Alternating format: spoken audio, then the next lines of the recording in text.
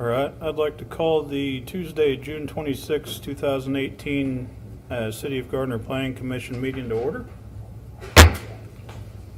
If you would please rise and join me in the Pledge of Allegiance. I pledge allegiance to the flag of the United States of America and to the republic for which it stands, one nation, under God, indivisible, with liberty and justice for all. We will move into roll call starting on my right. Gardner. McNear. Roberts here. Austin here.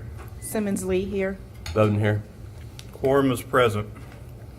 Consent agenda. All matters listed within the consent agenda have been distributed to each member of the Planning Commission for study. These items are considered to be routine and will be enacted upon by one motion with no separate discussion. If separate discussion is desired on an item from either the Planning Commission or from the floor, that item may be removed from the consent agenda and placed on the regular agenda. Are there any items that any members of the commission would like removed from the consent agenda? Are there any items that any member of the public would like removed from the consent agenda? Hearing none, I would entertain a motion to So moved. Second. have a motion to approve the consent agenda by Bowden with a second by Roberts. All in favor, please indicate by saying aye. Aye. All opposed? Motion carries unanimously, or 6-0.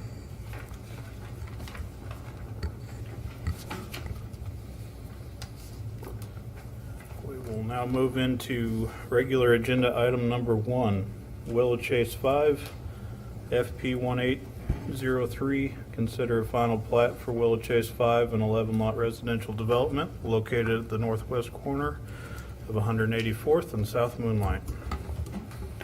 The staff presentation. Yep. Thank you, Mr. Chairman. Kelly Drake Woodward, Chief Planner. You'll notice I'm not Michelle Cricks. Michelle would ordinarily present this item to you. It was her case, but she has a much-deserved vacation tonight, so. This is for Willow Chase 5 final plat. The site is highlighted here in red and in the red dot on the map. It's a second phase of a duplex development associated with the Willow Chase 4 preliminary plat, which was 32 residential lots and 3 common tracts on about 3 acres. The first phase was 9 lots with 1 common tract, which was for drainage, and that was Willow Chase 4. And so this is Willow Chase 5. You'll see this is the zoning boundaries in the area. The orange is R2, purple is M1, just at the corner there of Moonlight Road. Green is county zoning, and the light yellow is R1.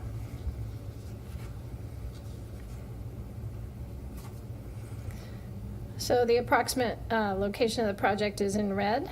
Medium density residential is defined in the comprehensive plan as areas that typically include single family attached homes, so that's such as duplexes. So this is consistent with the land use plan of the comprehensive plan. This is a picture from East Dogwood Street looking into where the development will be.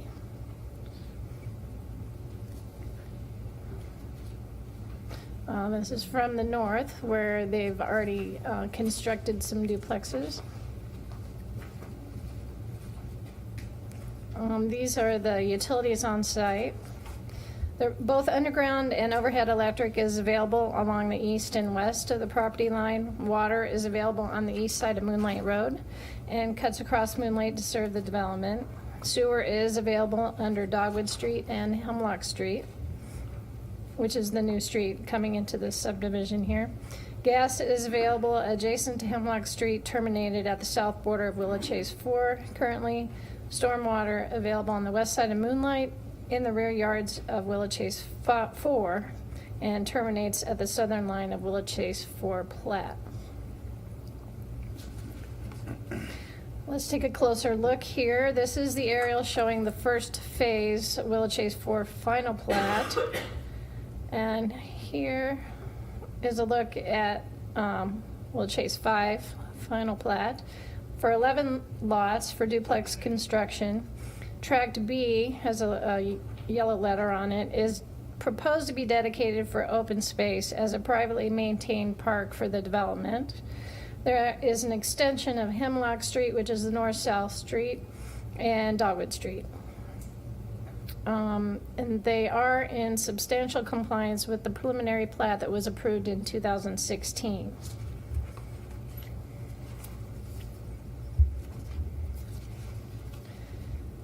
This shows you that preliminary plat on the left and this final plat on the right for the same area. You'll see that this final plat removes that proposed connection of Dogwood Street with Moonlight Road. The change was requested by the developer to maintain the same number of lots after the stormwater study indicated that a greater land area was needed for stormwater detention. This change was approved by the city engineer after finding that it was not contrary to our access management standards or would not adversely impact traffic circulation patterns. Staff has reviewed the specific buildings that were approved to be used in Willow Chase 4 development. They're shown here on the left, one and a half story plan, which is in the middle, and then two-story plans. And so we had granted them administrative adjustments for these specific buildings. And those are applicable to all phases of the development. So we wanted to make sure that these buildings that they had gone through this process to get approved would fit with no anticipated problems on these new platted lots.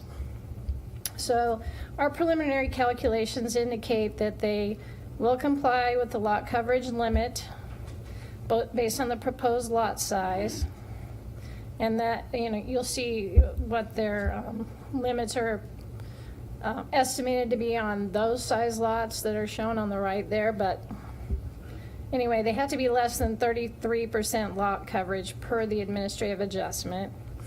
Also, we calculated that they should comply with the deviation approved for the amount of hardscape in the frontage area based on the standard lot layouts as submitted for these buildings as part of the development, which would be less than 44% hardscape in the frontage area. You'll see the on that size lot, the 1.5 story plan is at the upper limit, so it couldn't be built on any smaller lot than that. So it should be noted that upon building permit review, all proposed development on these lots will also be required to meet the terms of the existing administrative adjustments for garage limits for all three plans and the front entry feature for the 1.5 story plan. And this, the terms of that administrative adjustment involve enhanced garage doors, enhanced side entry features, additional front and side landscaping as an equal or better alternative to what was our standard. Also, based on the lot sizes for the proposed plat, access drive widths cannot exceed 24 feet per driveway at the right-of-way.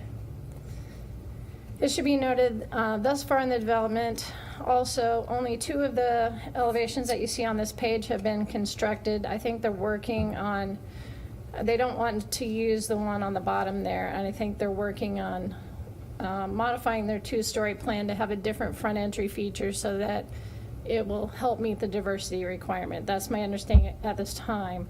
If it's a different plan than that, then we'll probably have to reevaluate per the administrative adjustments and see what will work. The developer has expressed an intention to create Tract B for the use of a playground for small children, and they are proposing to maintain it for the people in the development. They have retained ownership of the entire development. So they said it could also be used by the public if they wanted to. You could ask Matt Mabe about that. I'm sure he's here and would answer any questions you might have. These are some examples that he provided to us of possible play equipment that he has envisioned for the lot. So the Land Development Code allows deductions or exemptions to the area that's calculated for excise tax when land is identified in the plat as part of the civic and open space to be maintained by a home association or some other group and used for recreational use for the members of the home association. So this is all provided that the governing body finds and determines that the location, area, configuration, and so on is in the public interest to exclude that from the excise tax. So although the homes are not currently intended to be sold for individual ownership, a single developer is responsible for the maintenance of the development, including the park. So if in the future the homes are sold for individual ownership, the plat has included a statement that the homes association would be created and it will be responsible for maintenance. So we tried to anticipate future issues. And developer and the staff has agreed that playground is to be installed prior to the construction of the next phase of the development. So that at the end of this phase, or by the end. Okay, staff findings are that this is consistent with the comprehensive plan in substantial compliance with the preliminary plat. The easements and public right-of-way dedications have been provided. There are a couple recommended conditions about paying the excise tax and getting the construction plans approved for the public improvements. Those are standard ones. And then about the playground being installed prior to construction of the next phase. So staff does recommend that the Planning Commission approve the application FP 1803, a final plat for Willow Chase 5, based on the review of the staff report of June 26 and the final plat dated June 11, 2018, and recommend to the governing body to accept any rights-of-way and easements with conditions. I did add a statement at the end of the recommended motion that the governing body also find that it's in the public interest to exclude the area of Tract B from the excise tax calculation, provided that the proposed park improvements are installed. I think we need that there because they're supposed to evaluate that.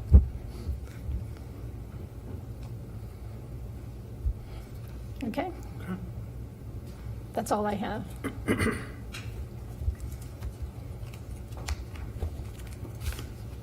Do we have a presentation from the applicant tonight?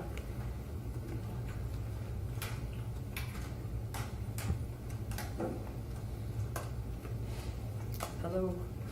Hi. Hi. Matt Mabe with the development company. You need name and address or? Yeah, You sorry. got it? Yeah. Okay, all right. Name and address, please. All right. Matt Mabe, Complete LLC, 8666 West 96th Street, Overland Park, Kansas. I think Kelly covered all the bases pretty well. We've worked closely with staff, and so I'm happy to answer any questions if there are any, but not really any additions to Kelly's presentation. Okay, thank you. All right. Any questions for the applicant while he's still up there? No? Okay. Thank Okay, you. Thank you. This is not a public hearing item, but if anyone else from the public has anything they'd like to state, please come forward and state your name and address for the record. And if not, this will be Planning Commission discussion time, so I'll start on my right. I guess I just have one question that kind of came up towards the end.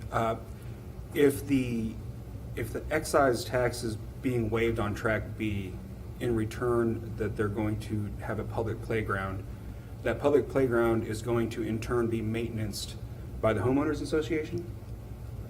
What's to stop the homeowners association from saying that's not a public playground? Because that to me seems like the next logical step is them saying we maintenance it, it's our playground. if you don't live in this development, you can't come in. There's not necessarily anything that would prevent them from doing that, but that doesn't mean we couldn't find it's in the public interest of the people that live there. I would also add, I think that stipulation is going to be reflected on the actual plat document, and the tract will be, and the usage of the tract should be noted on the final plat that's recorded of public record. So there should be an encumbrance by that stipulation of public record on that parcel. And so for somebody to do something else with that, they'd have to get that relieved by this body. Okay. Just wanted some assurance, because it would seem like if I were part of a homeowners association and I were maintenancing something, I wouldn't want anyone and everyone to come in. But if we're waiving the excise tax and that's the agreement, and we're all in agreement, and it's recorded, then I'm fine with that. Good. Lori? I no questions.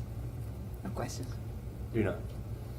The only question that I had was, and it didn't come up till your presentation, but you said the administrative adjustment was made for the 1.5-story houses to have up to a 33% lot coverage, and then your graphic said it has a 34% lot coverage with this new layout. What needs to happen to adjust the administrative allowance?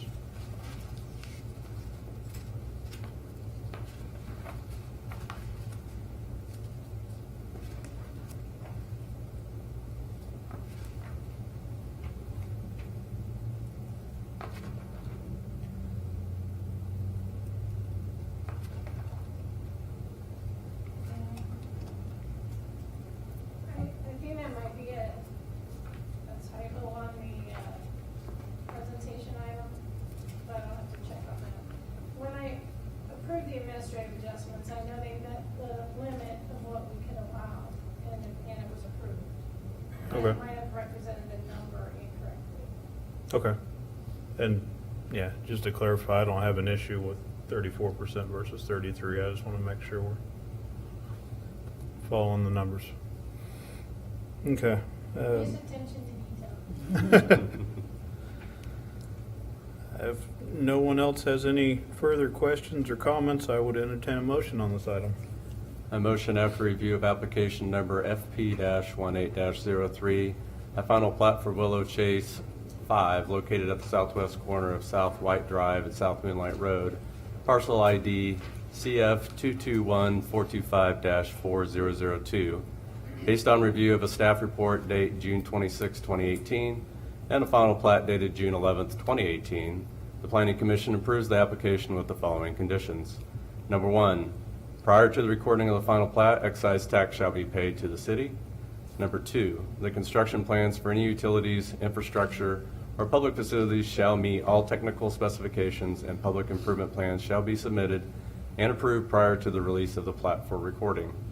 Number 3, the playground to be located on Track B shall be installed prior to the construction of the next phase of development, and recommends the governing body accept dedication of right-of-way and easements, and find that it is in the public interest to exclude the area of Track B from the excise tax calculation, provided that the proposed park improvements are installed. I second. I have a motion by Bowden and a second by Gardner that after review of application number FP-18-03, the final plat for Willow Chase 5, located at the southwest corner of South White Street and South Moonlight Road, parcel ID CF221425-4002, based on review of a staff report dated June 26, 2018, and a final plat dated June 11, 2018, that the Planning Commission approves the application with the following conditions. Condition 1, prior to recording of the final plat, excise tax shall be paid to the city. 2, the construction plans for any utilities, infrastructure, or public facilities shall meet all technical specifications, and public improvement plans shall be submitted and approved prior to the release of the plat for recording. 3, the playground to be located on Tract B shall be installed prior to the construction of the next phase of development, and recommends the governing body accept dedication of right-of-way and easements, and find that it is in the public interest to exclude the area of Tract B from the excise tax calculation, provided that the proposed park improvements are installed. Any additional discussion? All in favor, please indicate by saying aye. Aye. All opposed? Motion carries 6-0.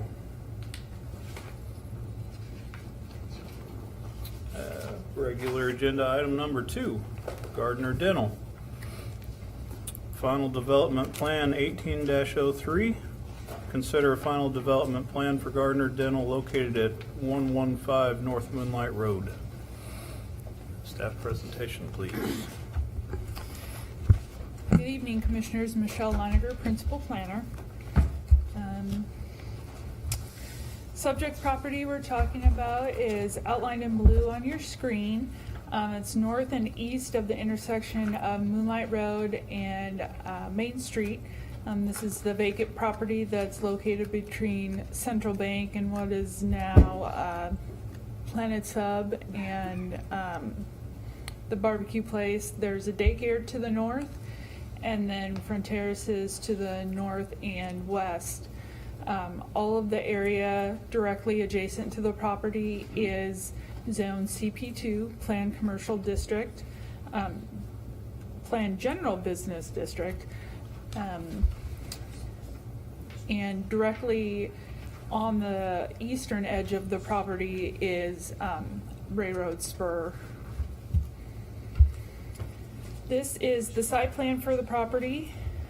Just to note, this is for a 4,569 square foot medical dental office. They access the property from the private drive to the north. No access is permitted along Main Street. If you look in the aerials back here, the edge of the pavement is right at the property line. They have provided for sidewalks along the private drive and pedestrian access from that sidewalk to the front of the building. There is a dumpster trash enclosure at the north west corner of the property and parking around the building. If you look in the landscaping plan, there's a significant amount of landscaping proposed. There's also some open space to the east. This is reserved for the potential to expand in the future. Here is the front elevation of the building. This is the elevation that faces 56 or Main Street. That is going to be oriented like the bank and the strip mall to the east.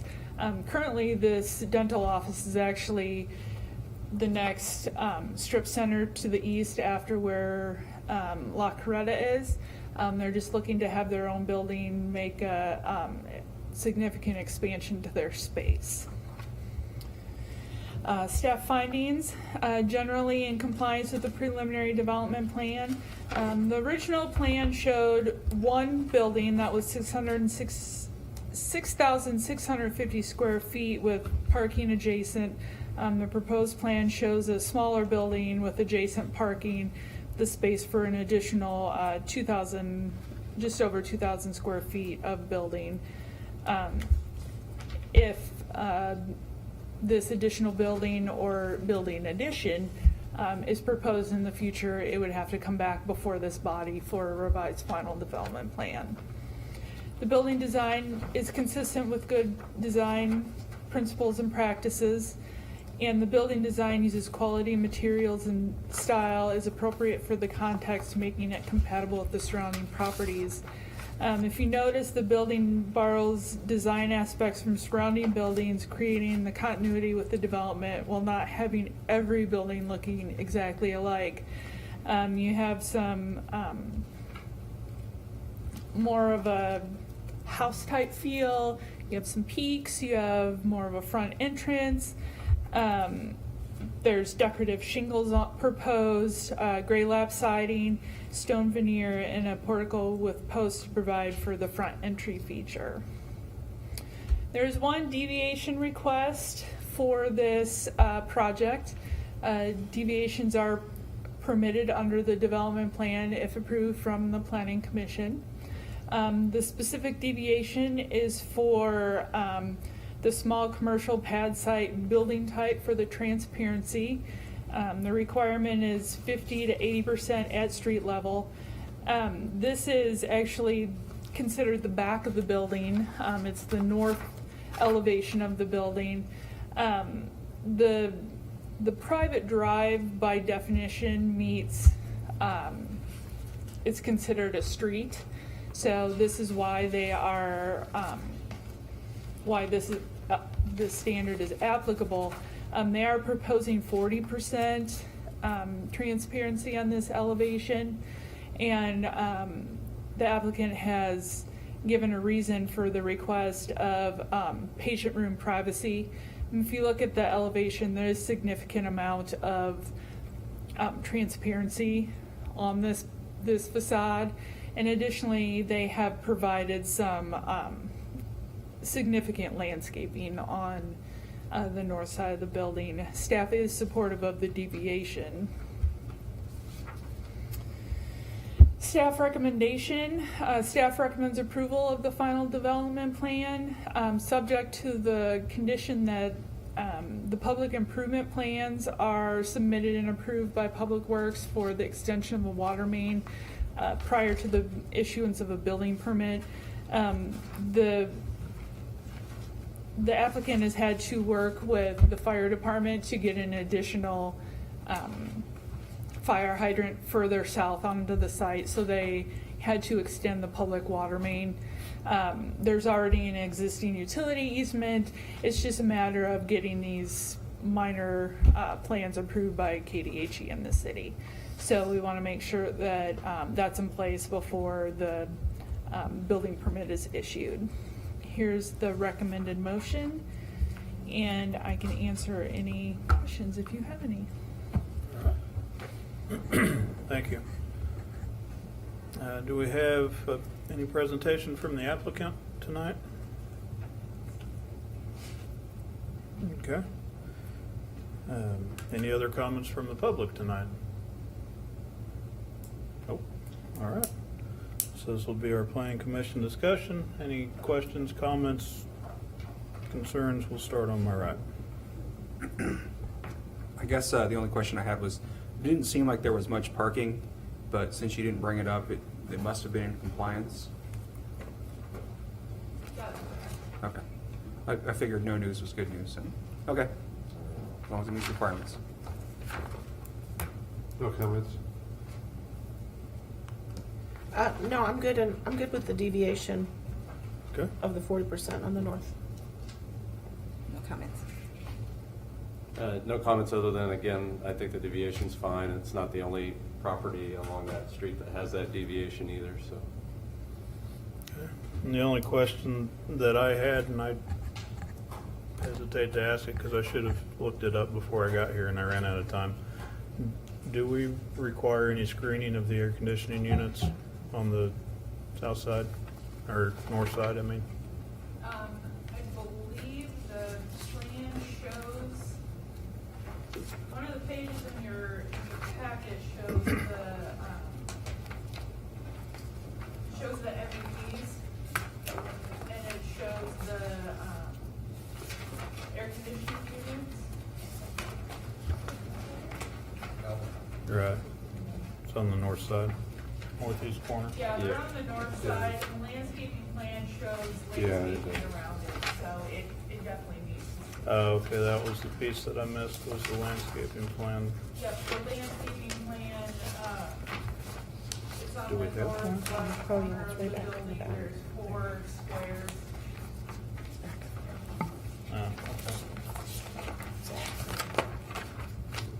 Okay. And I actually lied, I had 2 things. Is there any concern about accessing that dumpster location with the trash truck? It seems like that's an awfully tight turn to get 90 degrees into that dumpster. Typically, I'm gonna say typically because we don't do trash will either roll the dumpsters out into the driveway and access them that way if they can't pick them up with the front loaders, so. Okay. I assume that if the trash company had an issue with that, they would tell us about it. Right, and it varies the trash companies that are used for the commercial properties. I guess visually, we would rather have it located there versus closer to Main Street, with that being one of our prime entryways into the community. Okay.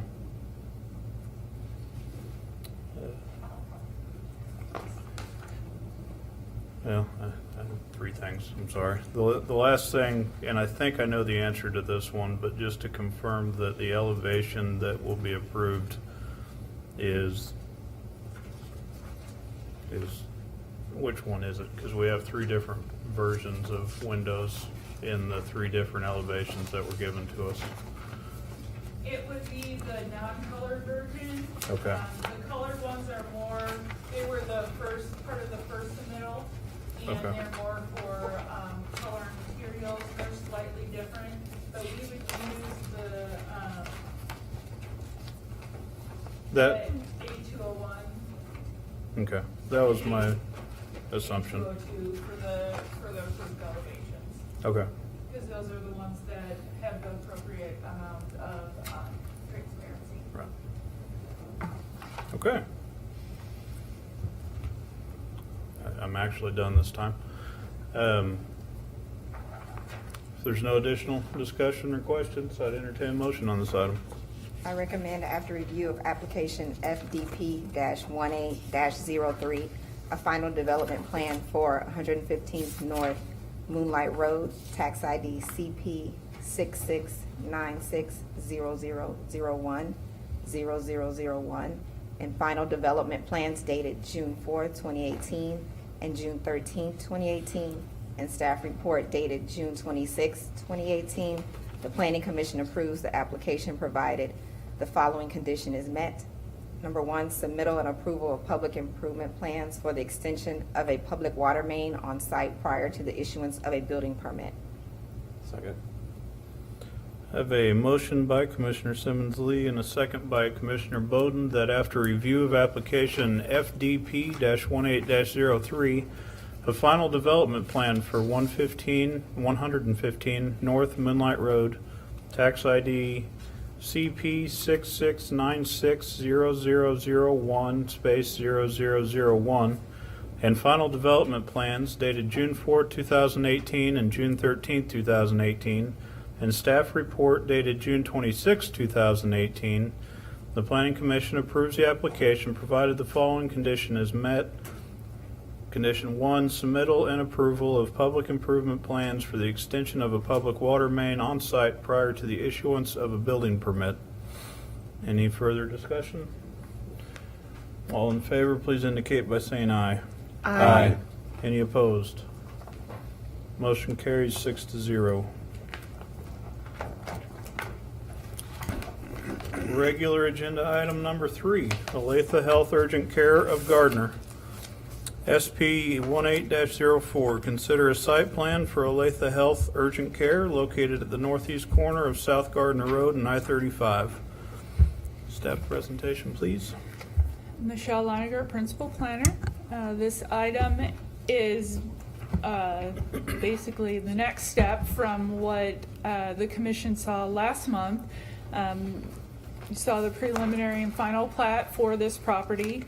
Again, to orient you, this is at the northeast corner of South Gardner Road and I-35.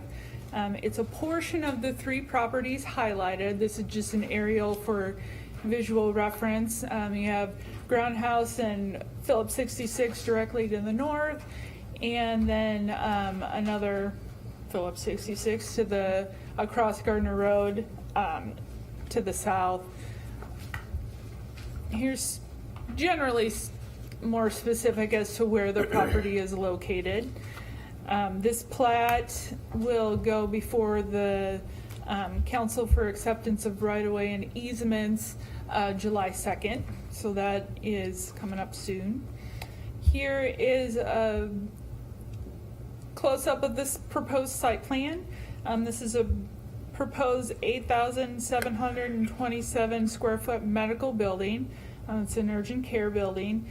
As you can see, there is pedestrian easement or pedestrian crosswalk and connectivity out from the site to the existing asphalt trail that is on the east side of South Gardner Road.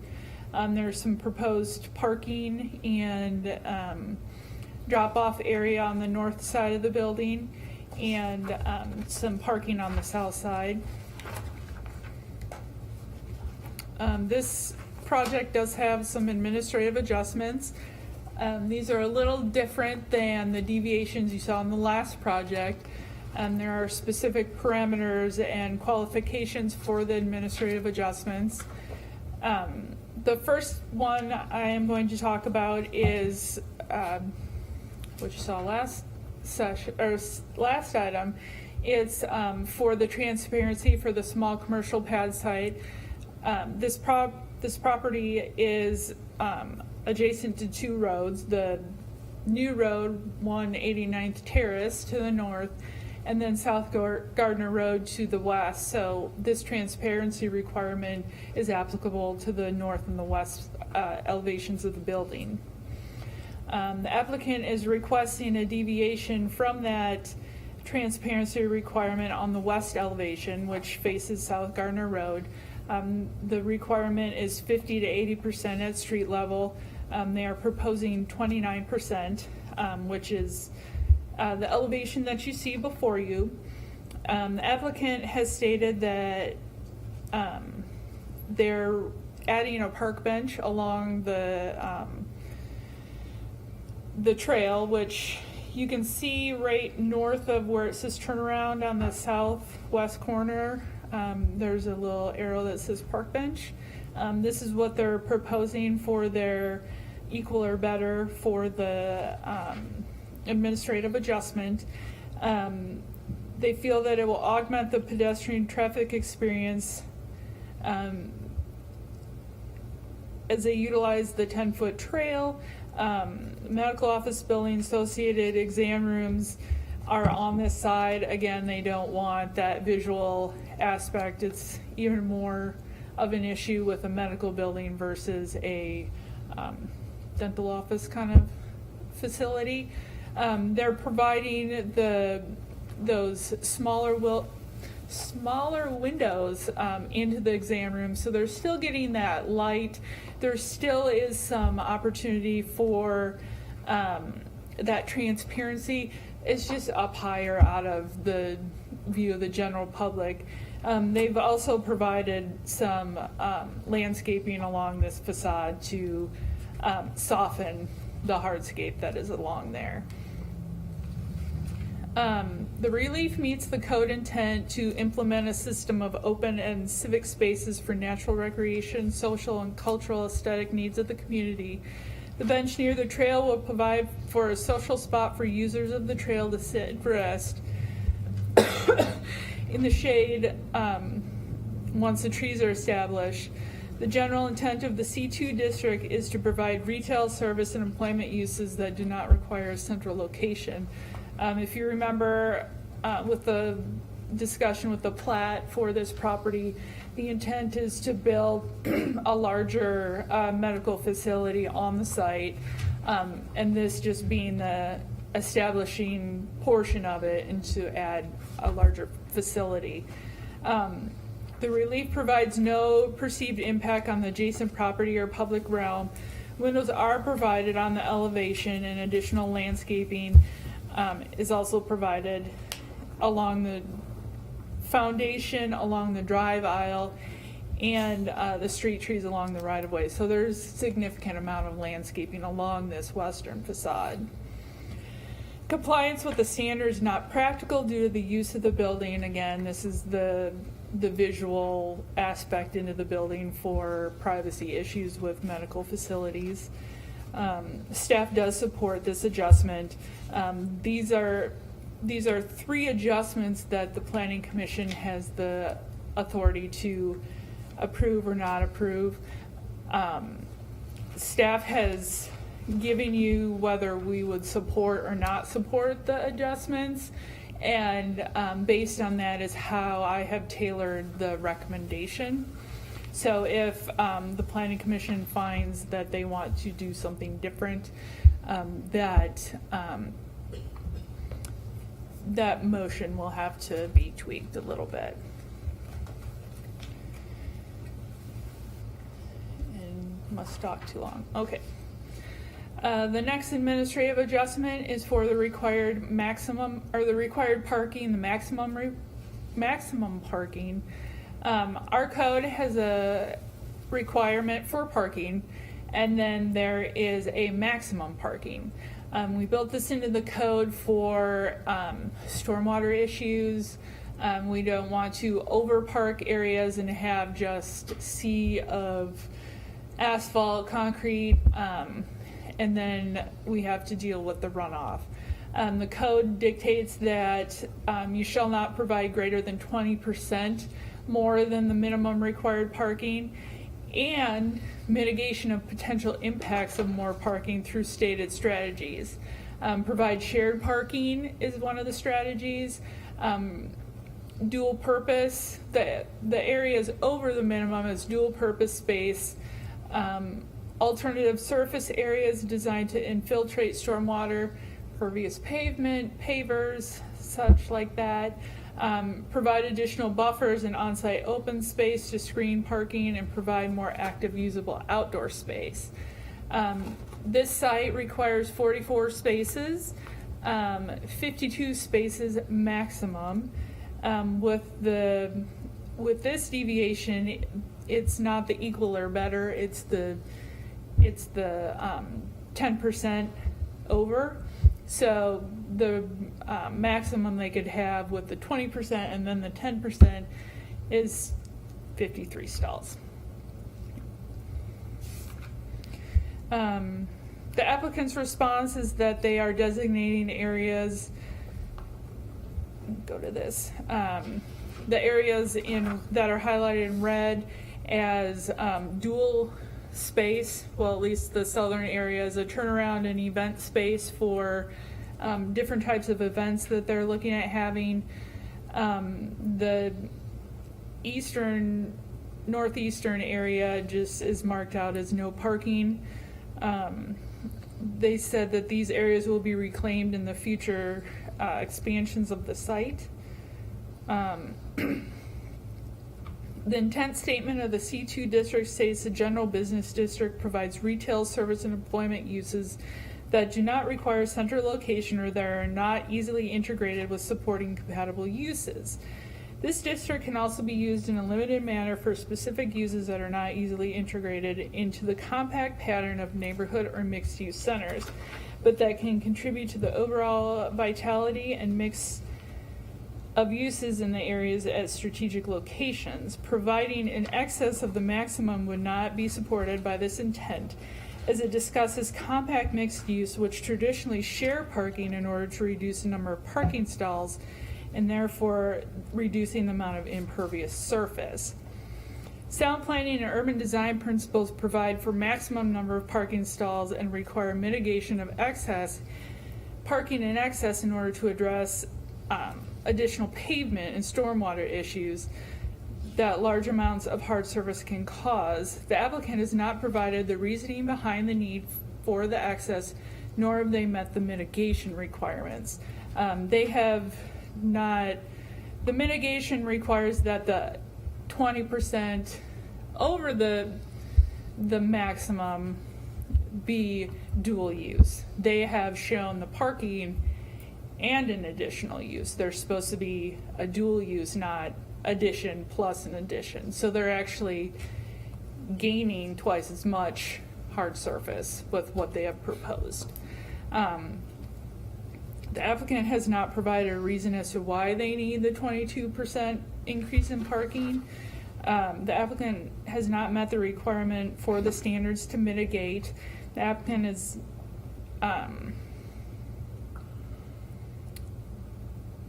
has not met the alternative compliance associated with the standard, and this could impact the stormwater on the site and adjacent sites in the future.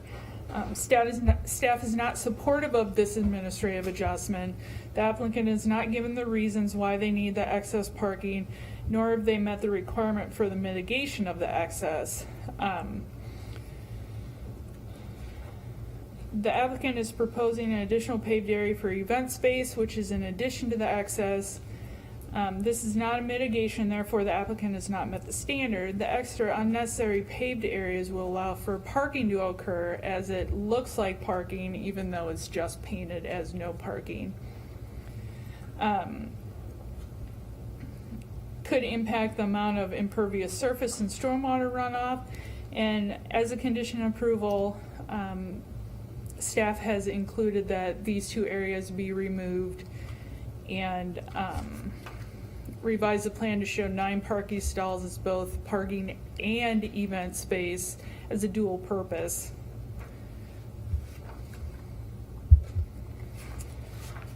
So that is the second one. The third administrative adjustment request is for parking lot design specification. The standard is aisle widths for 90-degree angle parking with 9-foot wide parallel to aisle stalls. The drive aisle shall be 26 feet wide. The applicant is proposing the 24 or 25-foot wide, and their reasoning behind that is that the proposed drive aisles will be continued into the development proposed to the east in the future, and with that they are proposing a planned development, and with that they would like to provide deviation for a 25-foot width for drive aisles versus a 26. The applicant can meet the standard on site. The applicant has not provided an equal or better alternative for the reason why the 25-foot is necessary versus the 26 that's required. Staff is not supportive of this administrative adjustment. The site has room to meet the standard, and this has been included as a condition of approval of the staff report. Staff recommends approval of site plan for Olathe Health Urgent Care of Gardner with the following conditions: that the final plat for the property shall be approved in right-of-way and easements accepted by council, and the recording of the plat with the Johnson County, and the payment of the excise tax. The traffic study shall be approved prior to the issuance of a building permit. The applicant is currently working with our Public Works Department on this, so they're moving forward with it. We just want to make sure it's buttoned up before it's complete. Revise the plans to remove 9 parking spaces or remove 1 space and show 8 spaces as dual parking / event space. Remove hardscape indicated as turnaround / event space and no parking areas, and revise the plans to provide for 26-foot wide drive aisles. Here's your recommended motion, and I can answer any questions, and I know the applicant is here. Okay, thank you.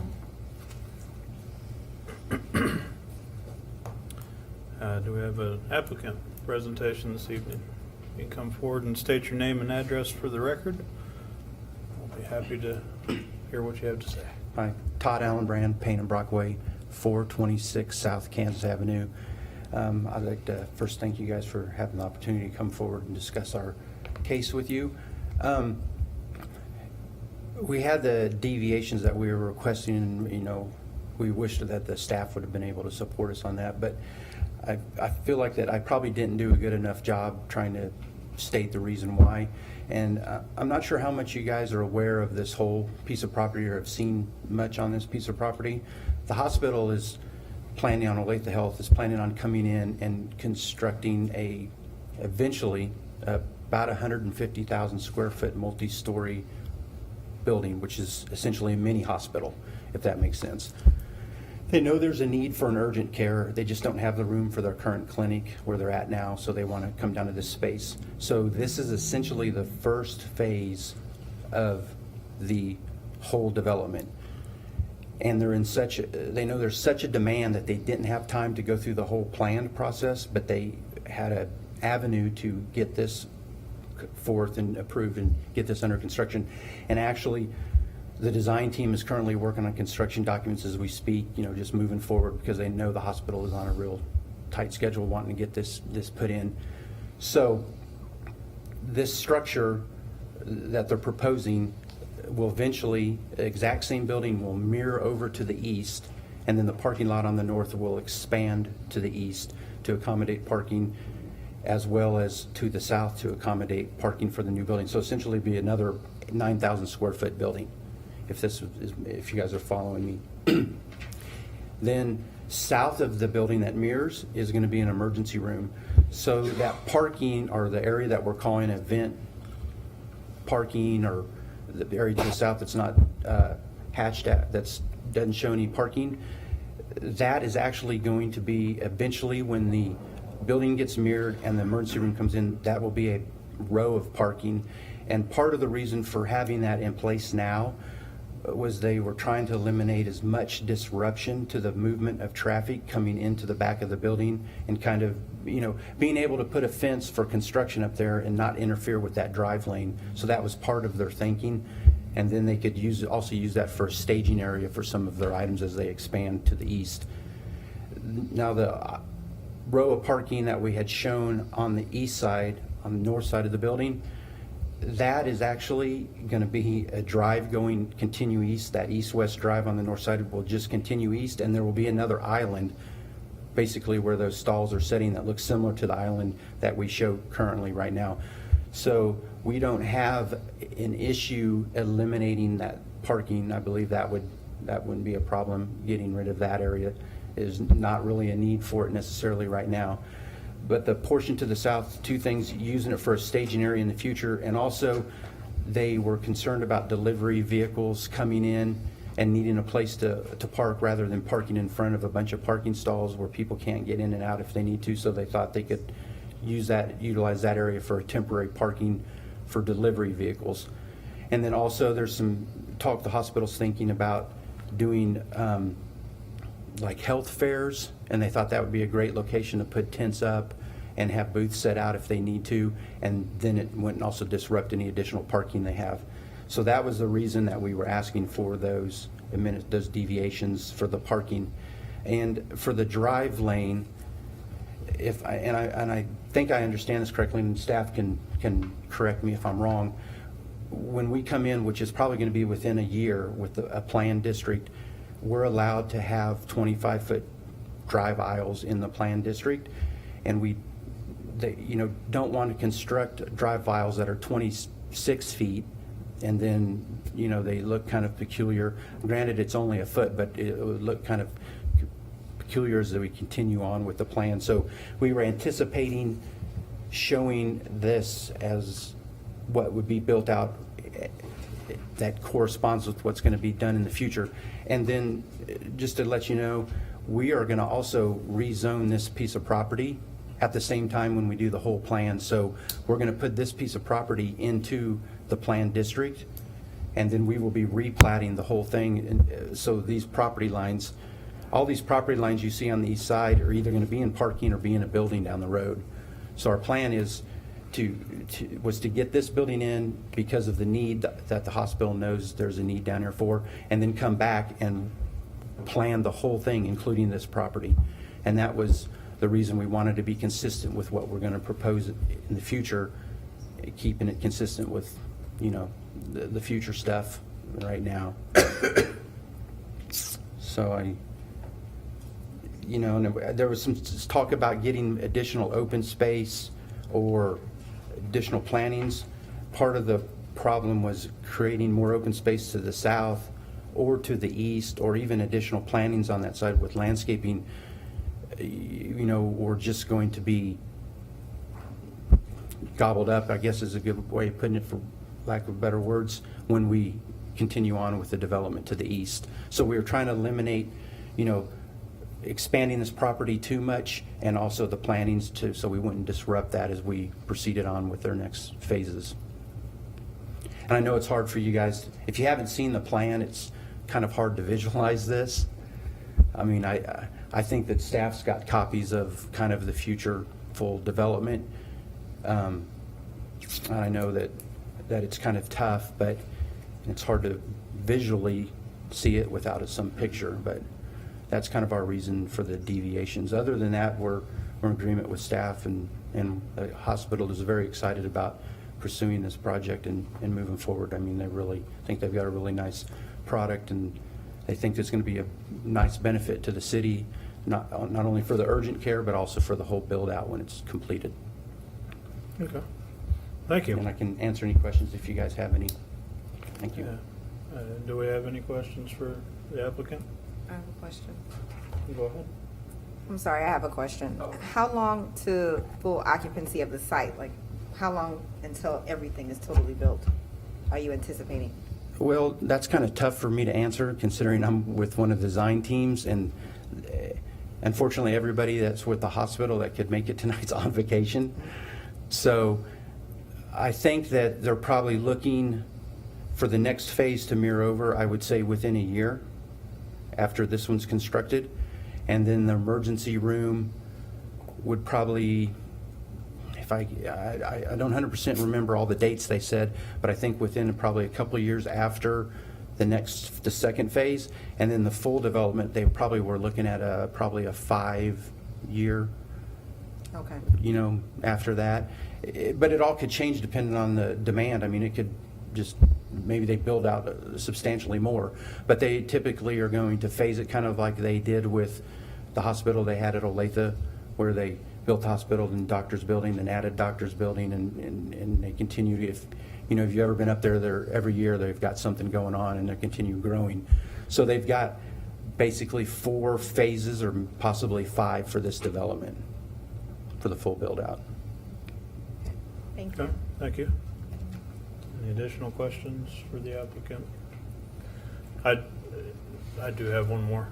I need to exercise trust in her. I'm sure she would say, keep me running.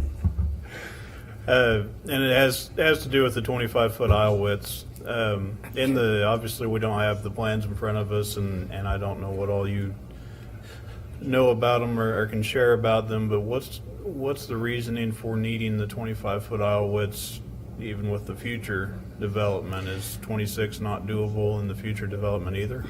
Well, it adds, quite a bit of cost. You wouldn't think it would, but the additional 1 foot of asphalt is a substantial cost.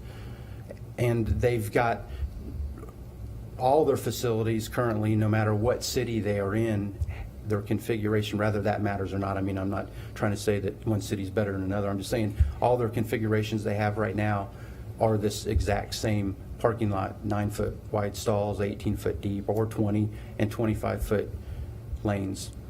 So it's the facility in Olathe, the one they have in Paola, the one, all the facilities they have in Olathe and Paola, Osawatomie, stuff. So, and if you guys are ever curious and want to see what this building looks like, you can go to Paola. There's one identical to this, and Olathe has one at 100 and Santa Fe and Hedge Lane.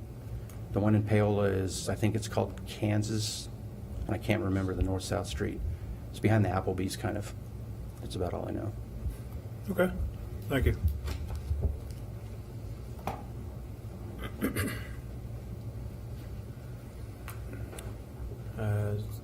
Not a public hearing, but if there's anyone from the public that would like to ask questions, I'd entertain. Okay. Planning Commission discussion time. So any comments, questions you'd like to discuss, items for staff, each other? Start on my right. All right. So the first question I have is the 25-foot planned district. Is that correct? So in a planned district, The plan district allows for deviations of certain standards, and yes, that aisle width would be one of the standards that the planning commission could deviate from, but that's something that the commission has to approve through that process, so. okay. And then I guess the question that kind of comes up is if we're saying we wanted them to do 26-foot wide drive, but then on the other hand, we're saying that they already have too much concrete or, non-wastewater removal, it seems kind of counterintuitive that if we have a concern about them doing 25-foot, expanding it out to 26-foot would just increase the problem of them not having enough wastewater management. They have sufficient waste or stormwater management. Sorry, The stormwater. concern is that they have, the 26-foot is what the code standard is. So they have not met code. Access areas and the areas that are supposed to be mitigated for the excess parking, I mean, those are part of the standards of the code also. So they don't meet the minimum requirements for the parking drive aisles, and they are over the maximum requirements for the parking.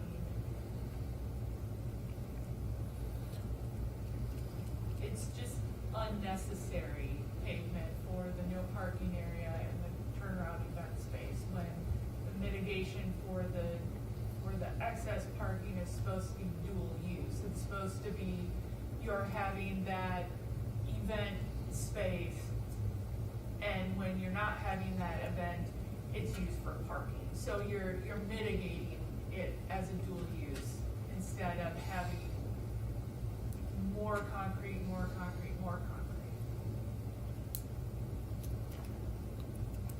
concrete. I think the aisle widths too are more of a ability to get in and out of the spaces, whereas the number of parking spaces is more the stormwater management, just in my observation. I don't know how big a difference the 25 versus 26 is. Other than in my truck, I like as much as I can get. But Well, yeah, I mean, I drive a Ford F-250, so I'd like, 30-foot wide, if I could. Those are just industry standards for drive aisles, parking widths and parking depths and such, so. Okay. I don't, can we come back to me? I'm trying to formulate some thoughts. I don't want to say something before I formulate a thought. understand. It would seem to me that the 26 foot would be advantageous because it looks like you could be tight, especially with wider vehicles.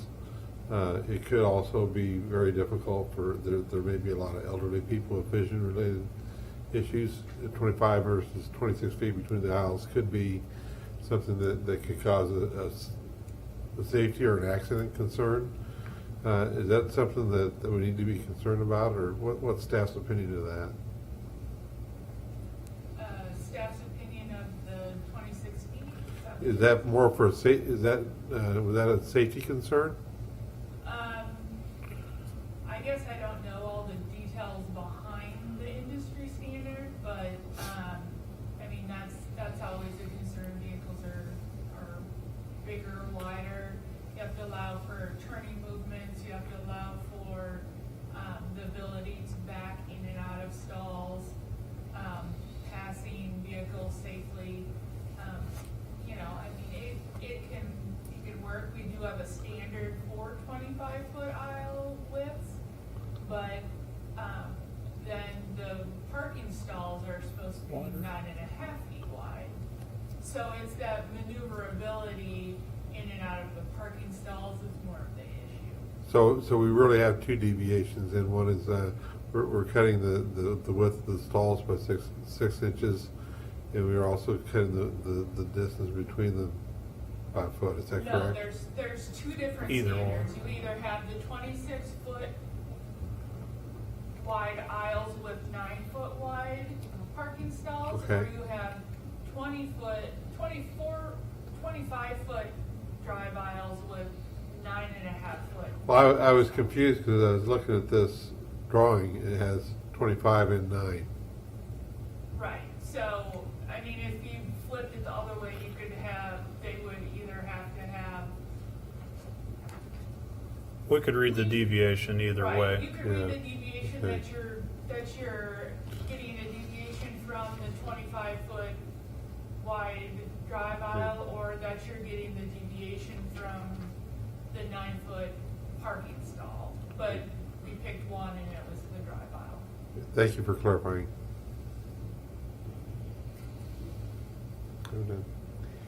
So if you went with 25, would you then have to make the parking stalls 9.5? No, is that right? Yes. Well, then that would reduce the number of stalls to Yes. fit within the number, correct? Right? Okay. Okay. Good point. Or at least get it closer. I haven't done that calculation specifically, but yes, it would, It might, it would flex think it you would the lose other one. way. I don't know if it would equal out right, or you would end up with, you know, a half a parking stall on one end or something. That would have to be something that, the engineer would kind of reconfigure, but one way or another.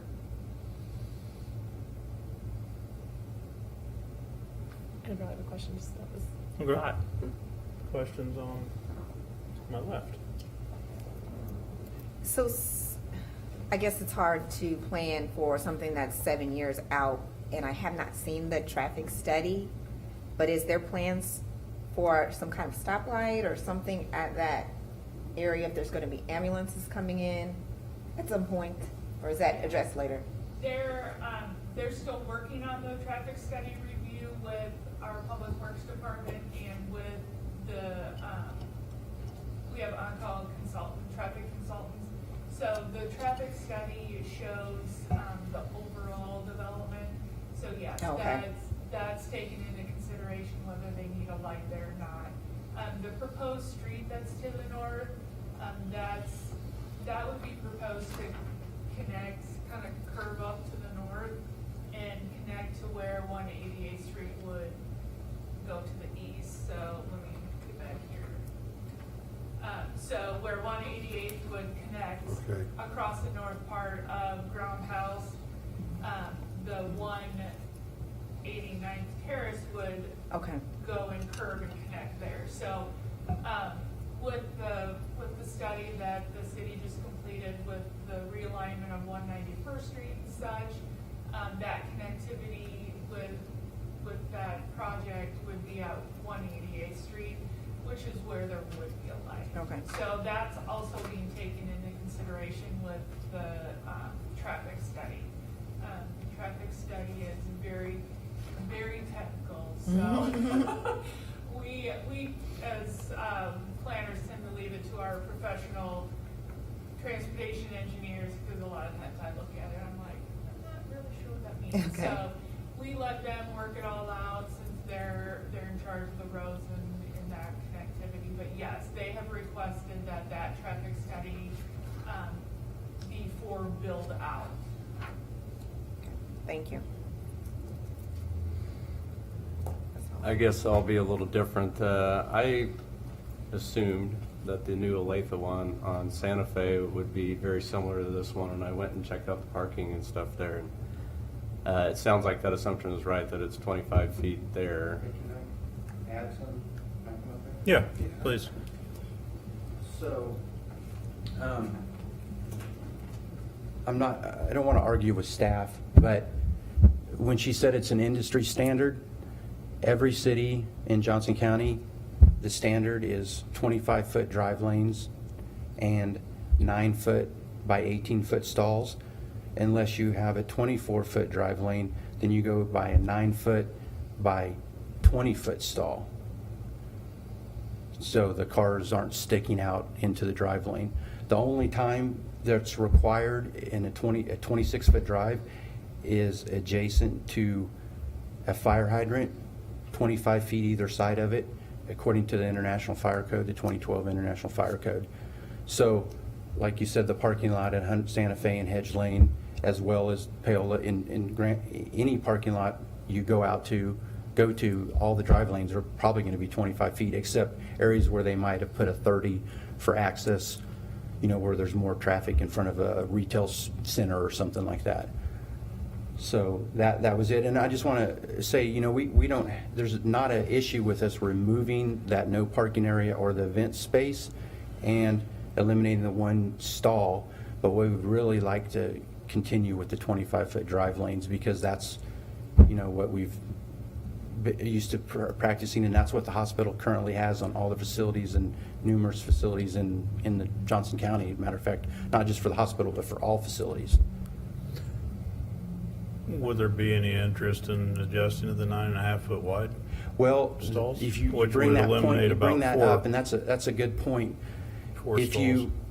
we just say we go with the minimum parking, and we have 44, we're required to have 44 stalls, and we have 44 stalls, and we can take, to make it simple, we'll take a row of 10 parking spaces. So that's going to be, this certain distance, well, 81 feet. But then if you go 9.5, you're going to add 5 more feet to that bank of parking.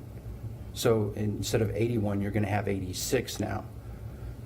So if you go 9.5 stalls, if we even come with 52 parking stalls, that just means our parking lot's going to get bigger where those vehicles are at, because we're just going to increase every stall by half a foot.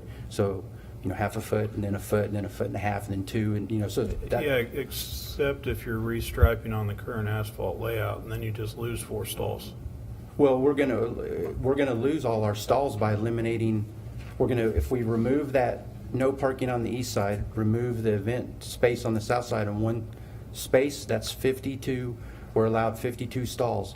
So we're going to take those 52 stalls and we're going to make them a half a foot bigger, every one of them, which is going to probably increase the size of the parking lot, almost probably to the point of what we are eliminating with the piece on the east as well as the piece on the south.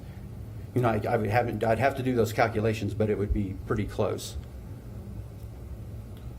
Yeah, you currently show 53 stalls, and And we're allowed to, I think if I'm correct, we're allowed to have 52 stalls with the 20%. Yeah. with the 20% addition. Yeah, so if you just left your pavement alone and restriped it, you lost 4 stalls, then you'd have 49, which is still more than the minimum. Yeah. Yeah, you're correct, but the hospital, they know that they get, at times they get their parking lot has a lot of people in it, and they want to, from experience, they want to make sure they have ample enough parking for patients coming in or people, and then the staff parking to the south. I mean, I think part of the reason that generated the increase in the parking lot was adding the staff parking to the south. They wanted to try to get the staff out on the south side of the building and away from where the patients and patrons would come in. So, did you want to ask? You can go ahead and ask. Yeah, so the reason I needed time is because I don't want to make a habit of disagreeing with staff, and I haven't thus far. But I think on this issue, I'm not opposed to anything that they're proposing here, and the reason is I frequent the VA a lot in Kansas City. It is cars upon cars, acres and acres of parking lot, and it takes me 15 minutes to find a spot. When I had a Jeep, I would park it on the grass, and I've been told by the security guard you can't park there. And I said, find me a spot. Not to be rude. I said, hey, not to be rude, but find me a spot and I'll park it there. And I said, if you need a tow truck here before I get done with my appointment, you can tow it. So I have been to hospitals where there has been issues with parking, and I hate it. So that's, I guess, my first issue. So I'm opposed to doing 9.5-foot stalls, because any stalls that you can get around a hospital, assuming that they're going to build a huge hospital at some point, is better. And then the 25-foot, I would imagine if they're having problems with the 25-foot wide lanes, they would have experienced that at many of their other facilities. So I think that's and then I don't mind the event space. And if they're eventually going to turn the no parking into a drive, then that just makes good development sense to have that concrete. So I'm not opposed to anything that they're proposing here, I guess is kind of how I'm looking at it. So Commissioner Gardner basically just said what I was going to say. I tried the 25 feet, and I didn't see any issue. And as for the no parking and turnaround event space, it's fine if that needs to go away, but I don't see this as a standalone building, like it's just going to be the only building. I'm looking at what's coming down, and I don't necessarily see it necessarily as a bad thing that it's there either. Because it's going to have future use. If there was nothing going to happen with those, I would be against that deviation. But I don't mind it being there, so. So this, I have one more question for you. So this is completely consistent with the rest of what you have system-wide with the Latham Medical? Mhm, yes. Is that correct? Yeah, All your locations? all the locations. Okay. Thank you. All the locations. The only difference would be if you, and I at the site at the hospital at 151st Street, they kind of have it's like a reverse frontage road that parallels 151st Street. That road is 28 feet. And they set it up, and someday I think they were hoping the city of Olathe would take it over as, public right-of-way, so it's been. So just for consistency, the choice really kind of comes down to if we're considering a 9.5-foot stall, the alternative is we'd have less parking spots in totality. Is that correct? Well, we would have the same amount of parking spots, you would just have more pavement, more parking, the pavement would increase. Okay. And I'll add, if they're going to make this a planned district and 25 feet's within the deviation, this is all going to be included in that planned district. We basically, now again, that whole thing would have to come back to us to accept the 25 feet. Is that correct? For the planned district? Correct. Yes. I just want to clarify, though, your administrative adjustments, you have specific purviews for which you can grant adjustments. While you can grant them to allow for the 53 spaces, they have not met the rest of the standard for mitigation, which is the dual use. So they would have to identify 9 of those spaces as event space. Those deviations are specific parameters, so you can't just say whatever they want to do. Just want to clarify that. So in your staff report, it goes through what you can specifically deviate from. The one with the elevation is equal to or better, which is a little more open-ended. The other two have specific percentages that you can go over or change. And with that excess parking, there is the requirement to mitigate the over and above the maximum. So you have to be careful what you're looking to approve for those administrative adjustments. Just want to make sure you're clear on that. Thank you. So to double check, if they got rid of the no parking and the turnaround event space and went with 25 feet, You're talking about 2 different administrative adjustments. right, one's the One size. is the excess parking. So you could grant an administrative adjustment for the 25-foot drive aisles. That is within the purview of the 10% for the administrative adjustment. For the excess parking, having the 53 parking stalls is within the purview of the administrative adjustment. They have not met the mitigation, so they would have to change that event space on the south. I mean, they could leave that there, but they need to designate 9 parking stalls as dual use. So they could have that no parking, they could have the turnaround event space on the south, but that does not satisfy that excess parking requirement. Am I? So then, if I'm confused. A little. I'm confused, to be honest. So if they were to turn that whole south parking area into a dual space, would that then meet the requirement? No. Oh. Then it's, I thought it was this close.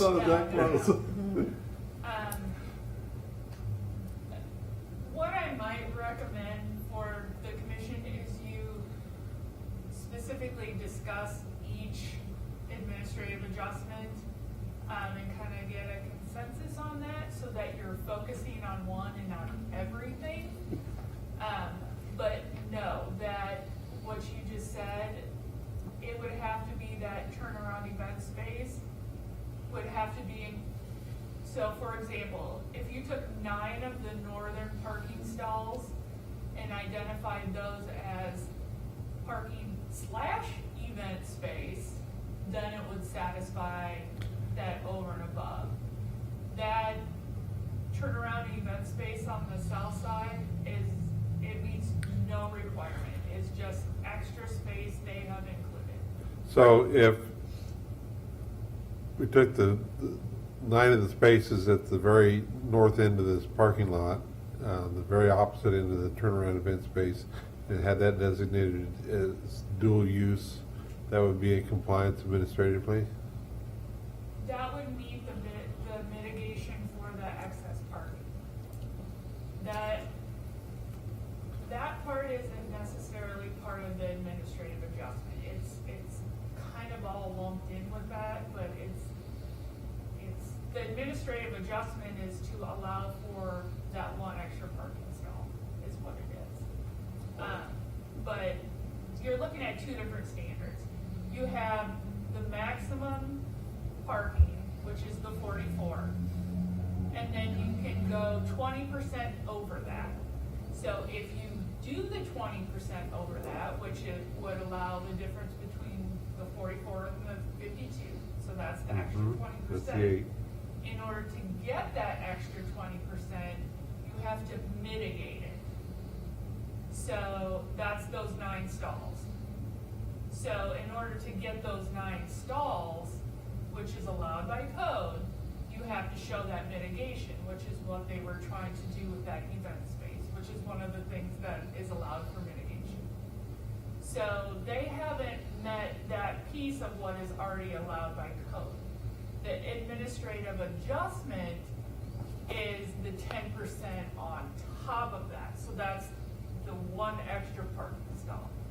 So your administrative adjustment is for the 1 parking stall. But lumped into there, they haven't met that 20% qualification to get that yet. Okay. Does that kind of take it apart a little bit? Yes. Better? So then I just wanted to make sure then, so then if we were looking at recommendation number 3, as it's written, that's not necessarily accomplishing what we had just discussed, right?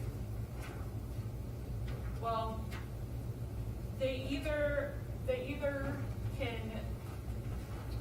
have to remove the 20%, which is 9 spaces, because they haven't mitigated, or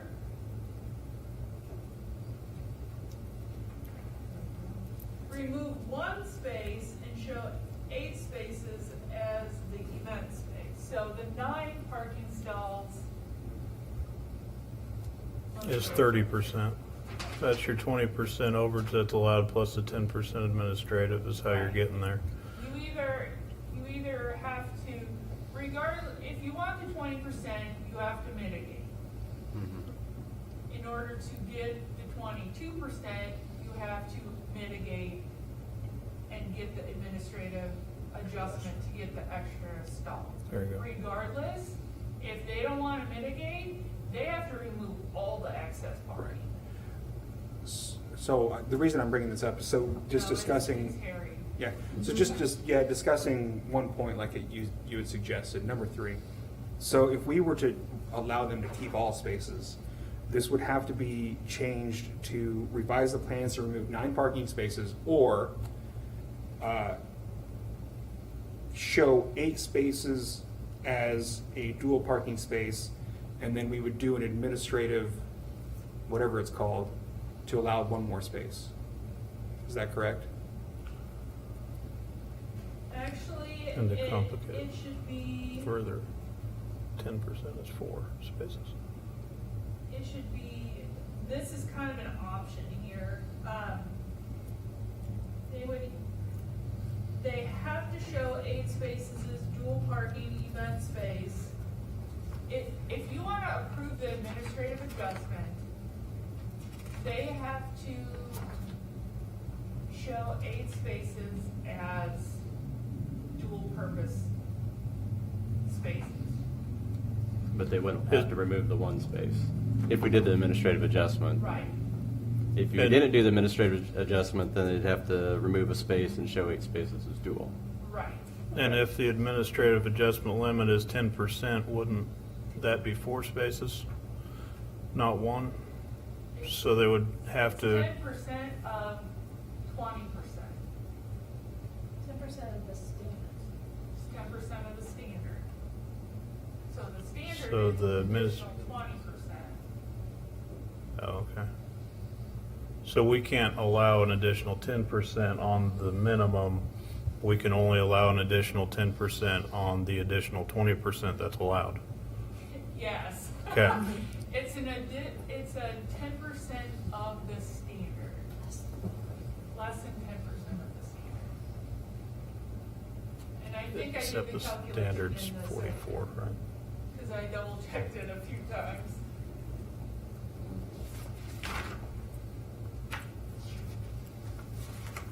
So yeah, you may have to tweak that third condition to be whatever you would like to support. And And then- I can help you with that if you need help with it. Okay, so then the next thing would be to get consensus on that. But, so then if we just wanted to, we can drop stipulation 4 and 5? Or is that within our power? Yeah, number 4 is just it's kind of an excess, something that staff recommends. Number 5 is actually that's one of the deviations. So Mhm. if you wish to support the deviation for 25 feet, then yes, you would remove number 5. And just allow it to go through? Right, We you don't- would allow it to whatever the plans show. Okay, and that's not gonna do anything for stormwater? Like, I'm not gonna have to build an ark, put 2 of every animal in it? No. Okay. The stormwater is based on the plan that you see and full build out of the rest of the facility. So, no arc is necessary. Okay. And are we permitted to allow administrative adjustments if the only reason for doing it is consistency and cost savings? You have criteria in the code, which is what is discussed in the staff report. I would recommend that, and we always would recommend that if you change something from what staff has provided for, because we are always reviewing based on the code, that you also provide some findings based on those review criteria to support whatever you are recommending or approving.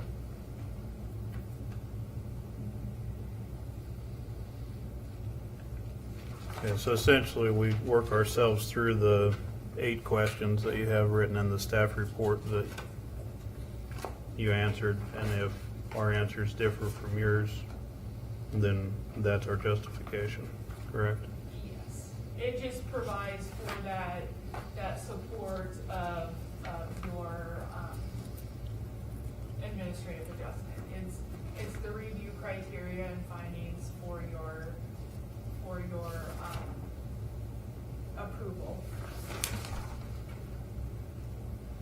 Because really, when you make your motion the way it's formed, you're adopting the findings of fact outlined in the staff report dated, well, whatever the date is.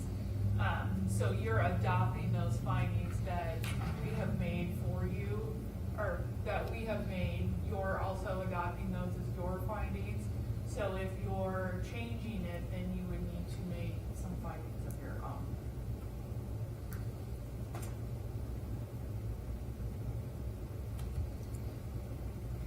Okay, so as a group, let's talk through these. So the first one, transparency. Any discussion needed on transparency? That's on the north side of the building, is that correct? On the west side. West side, on the patient room. Right. Right, there you go. I'm okay with that deviation. I'm fine with it. Yes. Okay. Second deviation that we're talking about is the number of parking spaces. 44 is the number. They can go up to 52 if they have mitigation, thank you. And we can kick them up to 53, which they show as long as they have mitigation and we're okay with it.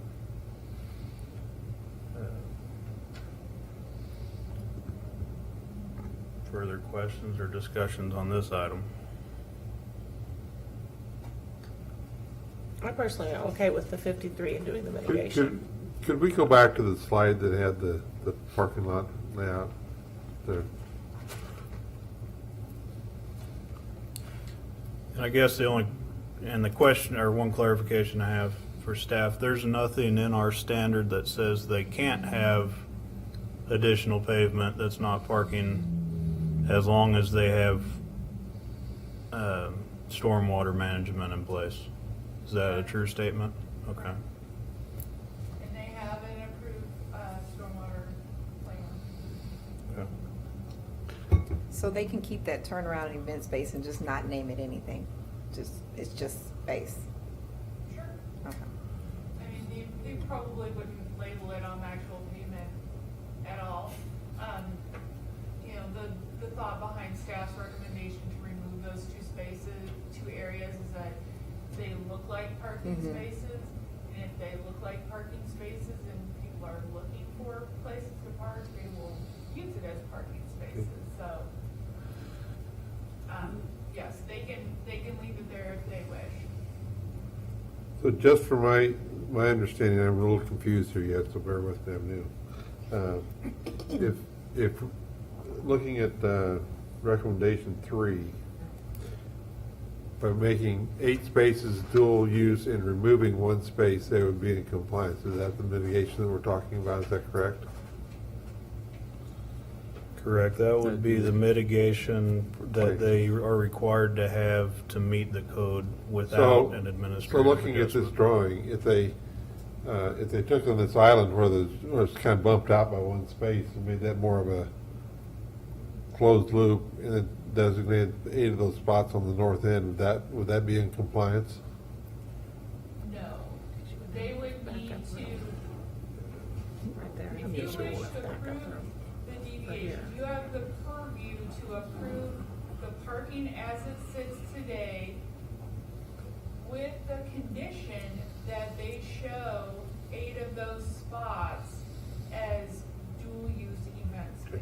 So we could approve this as shown with the dual use that they would do it. They can have Okay. that many parking spots with the commission's approval of the administrative adjustment as long as they identify the dual-use event space.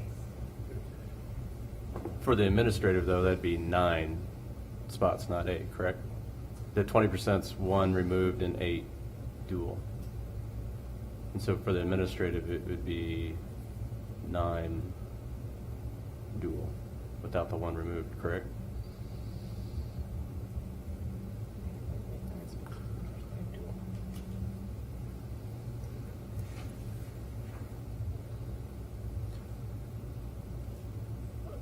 I would almost think it would be 5 dual. It would be mitigation of 9. Or if they removed 1, it would be mitigation of 8.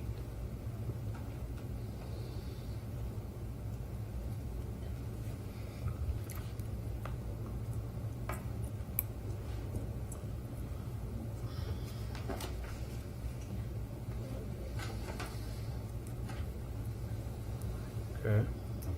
Any other questions on this item?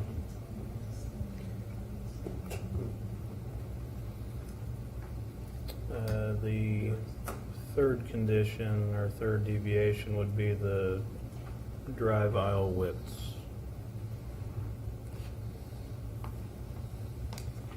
Discussion on that item. I'm fine with the 25 feet, so. And that's within our purview to be able to allow that, right? Correct. I- An administrative adjustment. And we can just do the administrative adjustment because we want to. We don't have to have a finding of, because I personally don't think it answers all the questions. Well, you have to, the review criteria, when we go through review criteria, as staff, they might not always meet all of those review criteria, but I suggest that you at least provide some sort of reason. I would go ahead and say that Ryan would probably support me on that you provide some sort of findings as to what the justification is, since there are review criteria provided in the code. So would the fact that they plan on doing this as a planned district and this being included in which a 25-foot deviation is acceptable in a planned district, would that be acceptable to give as a reason for the administrator? It seems to me like it could be, other than it's based on the assumption that we will approve the 25-foot on a plan we've never seen. That's true, but on a plan, 25 is allowed and it wouldn't be administrative at that point, correct? If I understand correctly, it would still be an adjustment or a deviation to go down to 25 on a planned district. Is that correct? It'd be a It would deviation. be a deviation. Deviation, not an They're a little adjustment. different. Deviations are under a planned district, and that allows a lot more flexibility, where the administrative adjustments have specific guidelines and review criteria for supporting or not supporting those administrative adjustments. They're kind of mini variants. Yeah, because one of my things is, But I'm saying it's an administrative adjustment. because kind of one of my things is they're going to come back and they do a plan for this, and then they could get the 25 with the deviation but from the planning commission. Well, I mean, it seems to make it 26. I don't know. So, I mean, I feel like if we walk through each of these 8 questions, that there is a compelling reason, at least enough from the testimony given, that we could provide at least some sort of record that we didn't just pull this out of the sky and because we felt like it, or because the presenter was just so damn handsome that we just decided to go with it. I mean, I'm just saying, bald guys are going to rule the world one day. But anyway, my point is, I feel like if we walk through these, like one, for example, the relief requested is compatible with the surrounding area in terms of building scale, form, and landscape and site design. Their answer was that there are no buildings around it. But the answer from the testimony is that there will be buildings around it. Based upon their previous buildings and every other building that they have, it's going to be compatible with the buildings that are going to be around it. So that would be the answer to number 1, right? And if you want to just go through that as part of this discussion, and then, if you choose to make the motion, you could, or anybody can say, Based on tonight's discussion. per the findings of the discussion of the review criteria during the planning commission discussion, you could just reference back to it. You don't necessarily need to state them in your motion. The minutes are part of the official record, so it's the whole discussion, not based on, we don't reiterate the whole staff report when you do your Right. motion later. It's based on the discussion earlier for the findings for the review criteria. So if you want to do that now, that would. I'm for it. Okay. You want to step through them? Sure. So is that acceptable for number one? Yes. Yes. Okay, so number two, the relief requested supports the intent and applicability of the zoning district. So once again, this is, I know we're talking about future plans that we haven't seen yet, but they do exist, or they kind of exist? Well, we've shared them with, I know staff's seen them. Oh, sorry. Yeah, we've shared the conceptual plan with staff.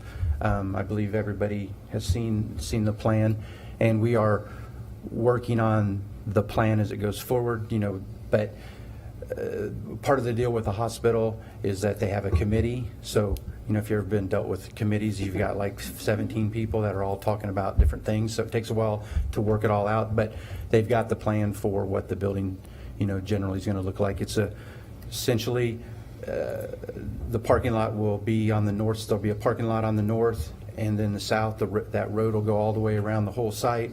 And on the south side, they'll have parking predominantly for staff. And south of this building we're putting in right now, that parking lot will be shared with this building, the future building that mirrors, and the emergency room. So that area that we show is event space now is going to be parking lot. Right. And, when we expand the next building and do the emergency room. Okay. So then, I think, this is just me talking, but I think that number two, it does not meet the intent and applicability of the zoning district, but it will in the future, or we predict it will in the future, when they present a full site plan. So that's kind of my thinking on number two. And that was my thoughts also. Okay.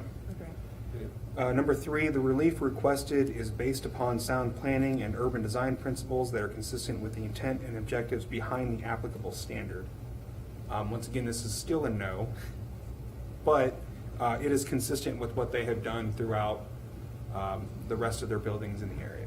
So it seems like if it hasn't been an issue at Olathe Medical, or it has been an issue at Paola or Shawnee, right, Shawnee? Is that where you guys are?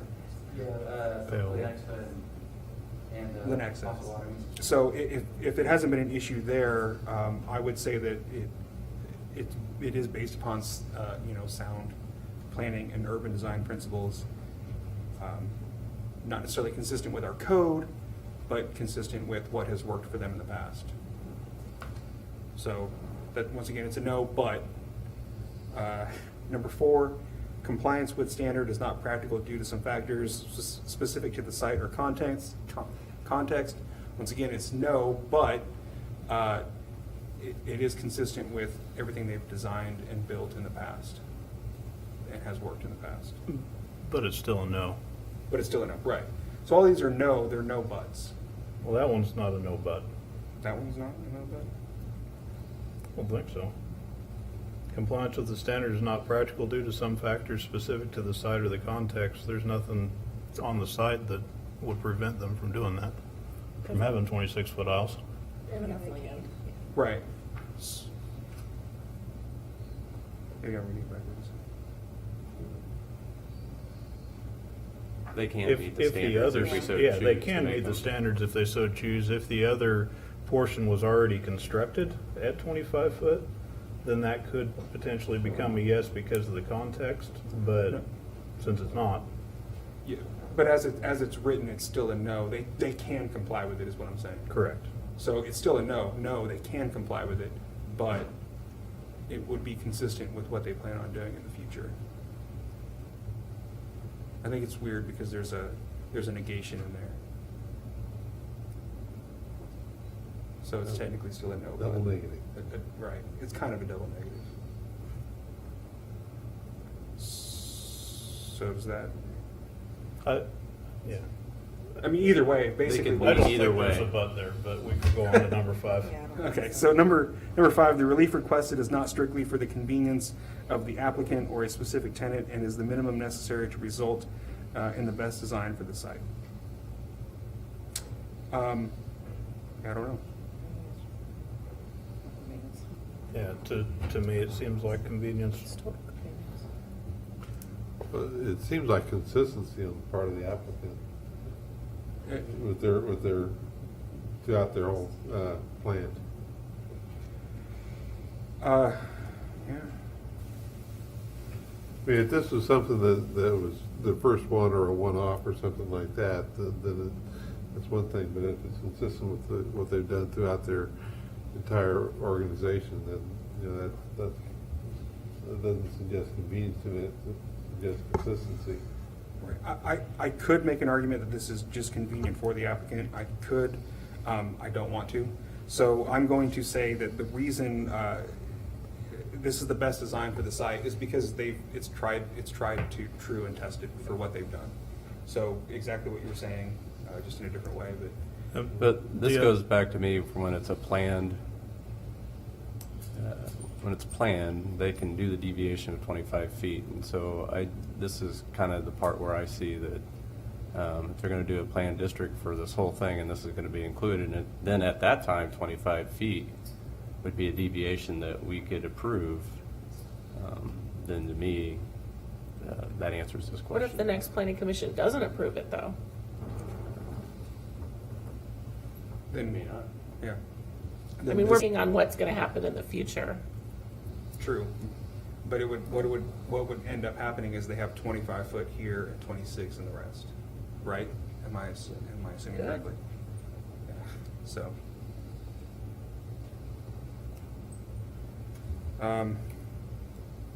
Does that satisfy? Does anyone else have any input on number 5? So we're saying yes, it is for convenience? It's totally for convenience, I think. Yes. Sorry. I think you can make the case that it's for convenience pretty easily, but I will say that the second part of that clause is the minimum necessary to result in the best design for the site.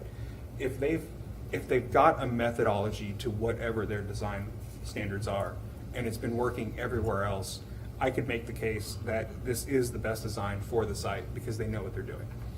And my counterpoint to that is if they made a 9.5 foot wide parking stall and they added some parking stalls in the current area marked for shared event space, they wouldn't grow their footprint at all. They would still have the same number of parking stalls and they would be compliant with the code. Agreed, but I prefer more parking spaces, but that's just my position, so. All right.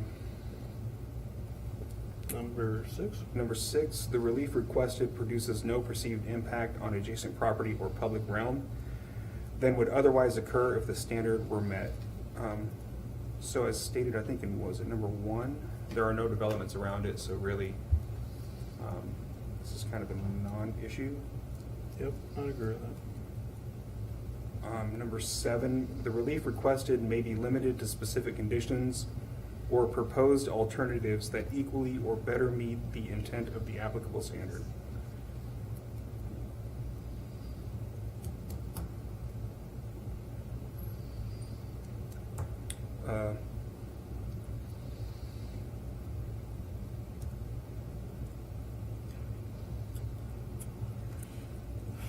The reason why was because 25 feet is what they're going to ask for the rest of their development, the future phases. Right.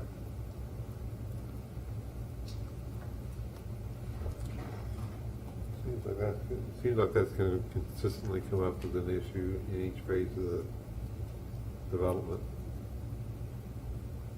Unless we set the standard Unless now we- at 26. unless allowed at this point. Anyone else have any comment on 7? No. Number 8, in the case of any specific standard where exceptions or alternative compliance is identified in this code, the relief shall be limited only to the extent identified with that standard. I'm sure what that means. Yeah, I'll get up on Staff, can you help me? Can you help give me? us some clarification, Yeah, please? I'm not sure what that means.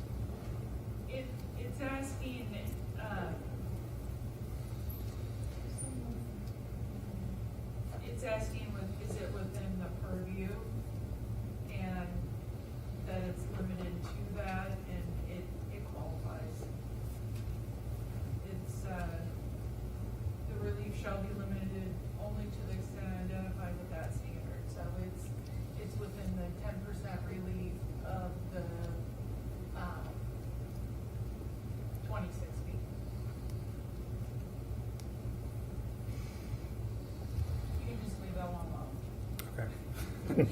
I'll take your word for it. It's not gonna matter either way. Yeah. Okay. You are permitted to make that to make that administrative adjustment because it falls within that 10% range. I'm personally okay with the 25 feet, but I think we're setting precedent. So if we do 25 feet here now, I think we're gonna kind of be locked in, even though it's an administrative deviation or whatever on a plan district, to be 25 later. So, I mean, we just have to think about all of it, just, But we wouldn't have to allow it. no, we wouldn't. So like, if this was the only building that was going there, it was just that building and there was no Oh, yeah, other, totally. I would not be supportive of the 25 feet.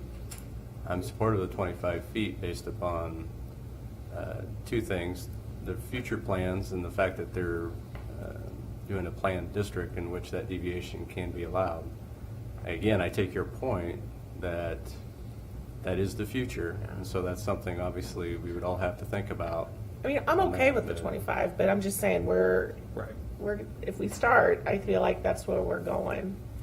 And I don't know the other buildings and like more ambulances and more, you know what I mean? Do they need it? I don't know. Yeah, I think that's a valid point. I think that if someone were to, bring up the point that, hey, you allowed Olathe Medical to do it,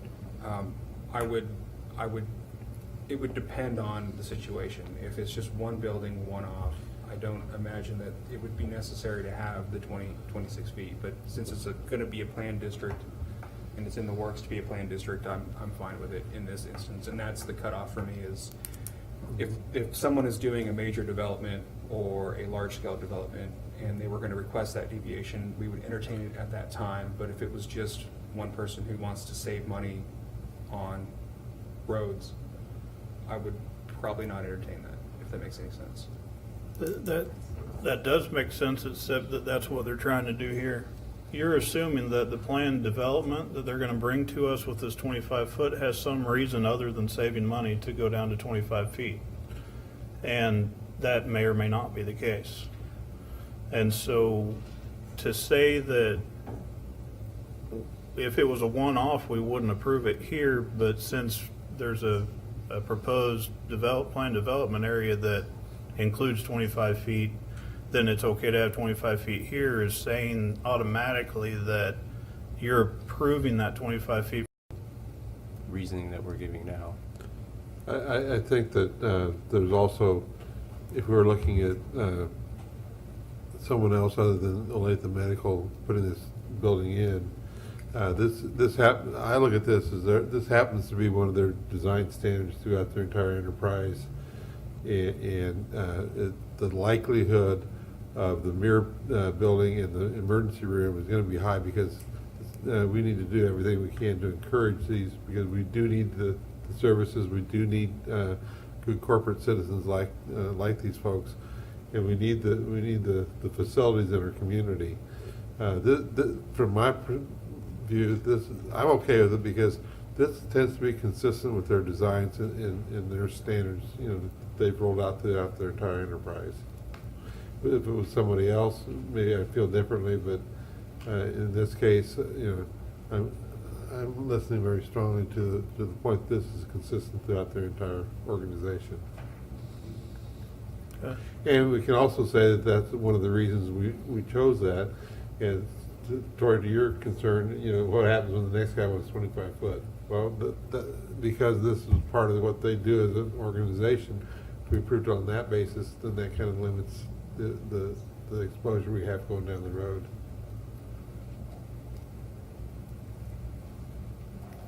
I think it gets a slippery slope to approve something because, let's say it's Olathe Med. Like, we need to be fair for everybody, no matter if it's an Olathe Med, a McDonald, or whatever. Sure. I feel that's a slippery slope, just saying. I do support Commissioner Roberts in that there's other entities that may come that have plans, and it could be 24 feet, Sure. I'm looking at it as more as, because it's going to be, or I believe it's going to be a planned district and 25 feet, then at that point becomes a deviation. That's kind of what I'm looking at on this. If there was no planned district and this was totally the way it is right now, I would not support it. I would go with the 26 feet, but it's the planned district that's It wouldn't kinda matter getting me. what specific company or business is there, Correct. it's just that, yeah. Correct, has nothing to Yeah. do with the fact that it's a specific business. Okay. Did you have, I was I just thought gonna you- say there are different review criteria for the planned district, so it's not gonna be the same discussion. So you're saying it wouldn't be easier per se? No, I'm not saying that.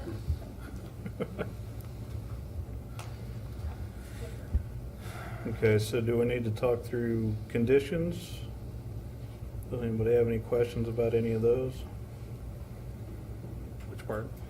Under the recommendation, so conditions 1 through 5. Condition 1 seems like it has to be there. Condition 2 has to be there. Right. Condition 3, Has to be changed, correct? We have to Yes. do, If everybody agrees to that. right. If we're gonna make a motion to keep every space that they have, if we're gonna make a motion to allow them to keep the plan as it is, this number 3 has to change. Right. Yes. except that we can't leave it exactly as it is because they have to make at least some of the spots dual use. Right. Correct. So, So it would be like, we're gonna allow 53 spaces, but we're gonna like make 9 spaces, let's say on the north side, dual parking and event space, You- something like that. You could keep the current recommendation and then just add another or and put 9 dual, what is it, dual parking event spaces. So it can be revise the plan to remove 9 parking spaces or remove 1 space and show 8 spaces as a dual parking event space, or show 9 parking spaces as dual parking event spaces. That'd be correct, staff? Those are two kind of options. I would just revise it to what, that last piece that you said, if you're going to support it, but have those dual spaces identified. I would just completely revise it to whatever you want it to say. So It's just clear. do the 9 dual. Yeah, just, parking event spaces. I would recommend, revise the plans to show 9 spaces. show 9 parking spaces as dual parking / event space. Okay.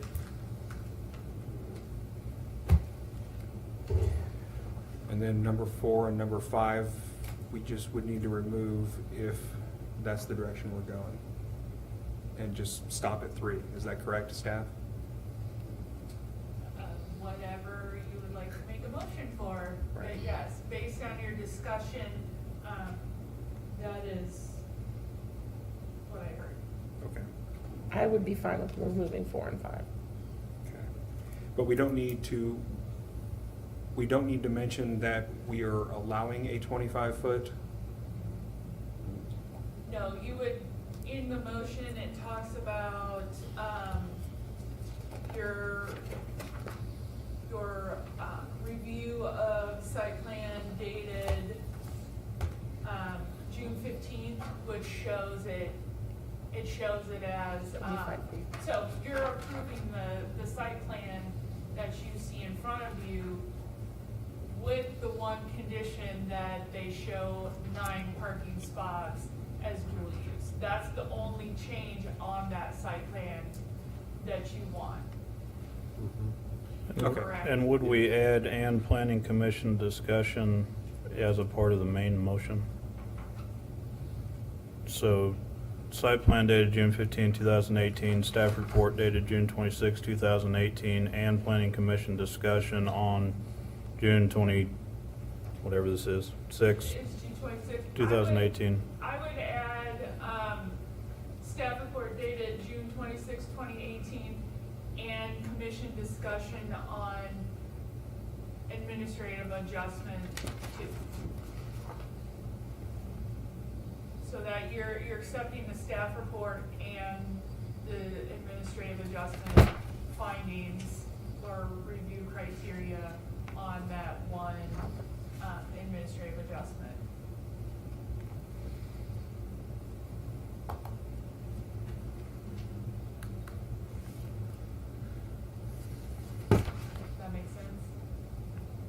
Yes. Okay.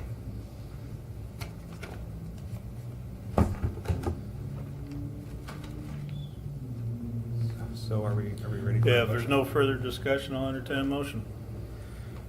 I'd like to make a motion that after review of application SP-18-04, a site plan for parcel IDs CF221436-2003, CF221436-2009, and CF221436-2004, and site plan dated June 15th, 2018, and staff report dated June 26th, 2018, and commission discussion on administrative adjustment 2.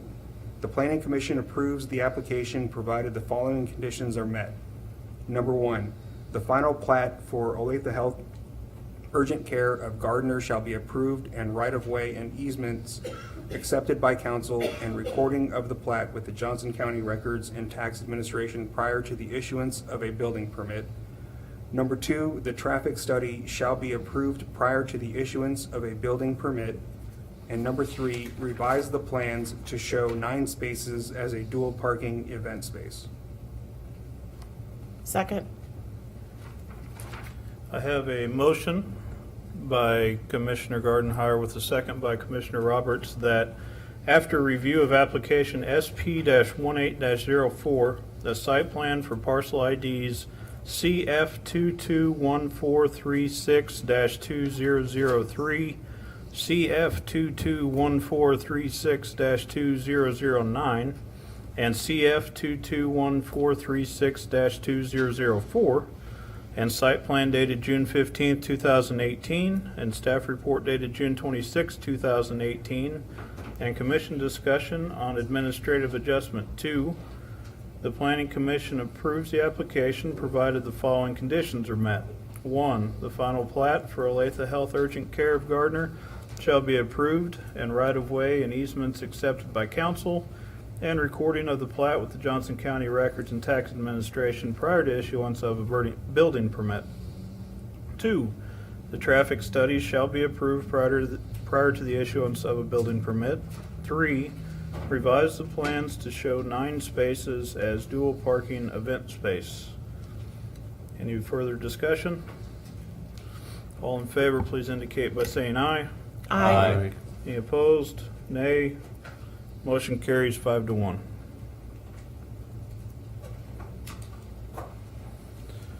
Regular agenda item number 4.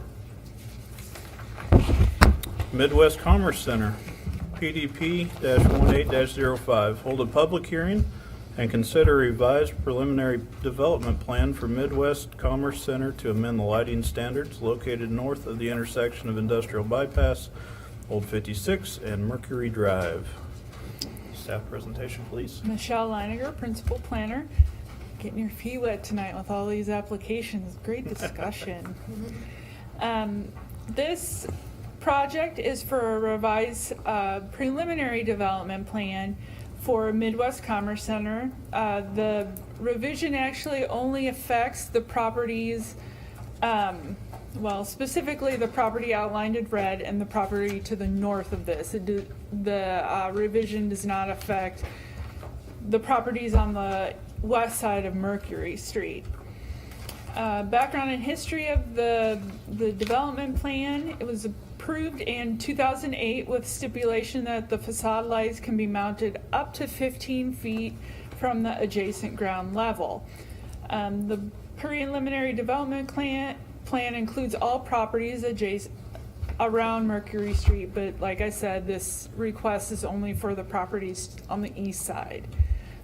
Phase 1, the Coleman Building, was approved in 2008, and there's some history in your staff report of how we got to them installing lights at 31 feet. They were approved at 15, building permit went through at 28, and they were installed at 31. Lights have not caused an issue with the airport, which is why the stipulations were included.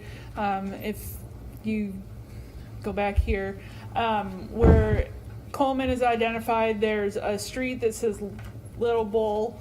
That is actually airport property. So these properties are very close to New Century Air Center. So lighting, building height, any of that is of much concern to the Airport Commission. So they were very involved with the approval of this project, which actually started in the county. So that was a stipulation that they wanted to make sure that they had input on. Been working with county staff on this. This project, since it's within proximity of the airport, it will go through Planning Commission. You will make a recommendation to council. Council will take final action, and then it will actually go before the airport board, the county airport board, and then another action through the county board of commissioners. So county planning staff also makes a recommendation similar to what we do to our boards, and we've been working with them, and they are supportive of the change. We wouldn't anticipate change from that support from the airport board and the county commission, but you know, things change. They are supportive of the change, being that Coleman has 31-foot lights, and they haven't had any issues with that. It's been there for 10 years. Staff finding the change will adequately light the industrial facility and will not cause harm to the airport activities. That was the big issue with the lights at 15 foot. The applicant is having a very hard time what they say is adequately lighting these loading docks. I don't know about lighting loading docks, what they need, what they don't need. They're telling us that they need at least 31 feet to adequately light the docks and the areas in front of the docks for maneuvering of the trucks. The proposed 31 feet is actually under what the current code permits.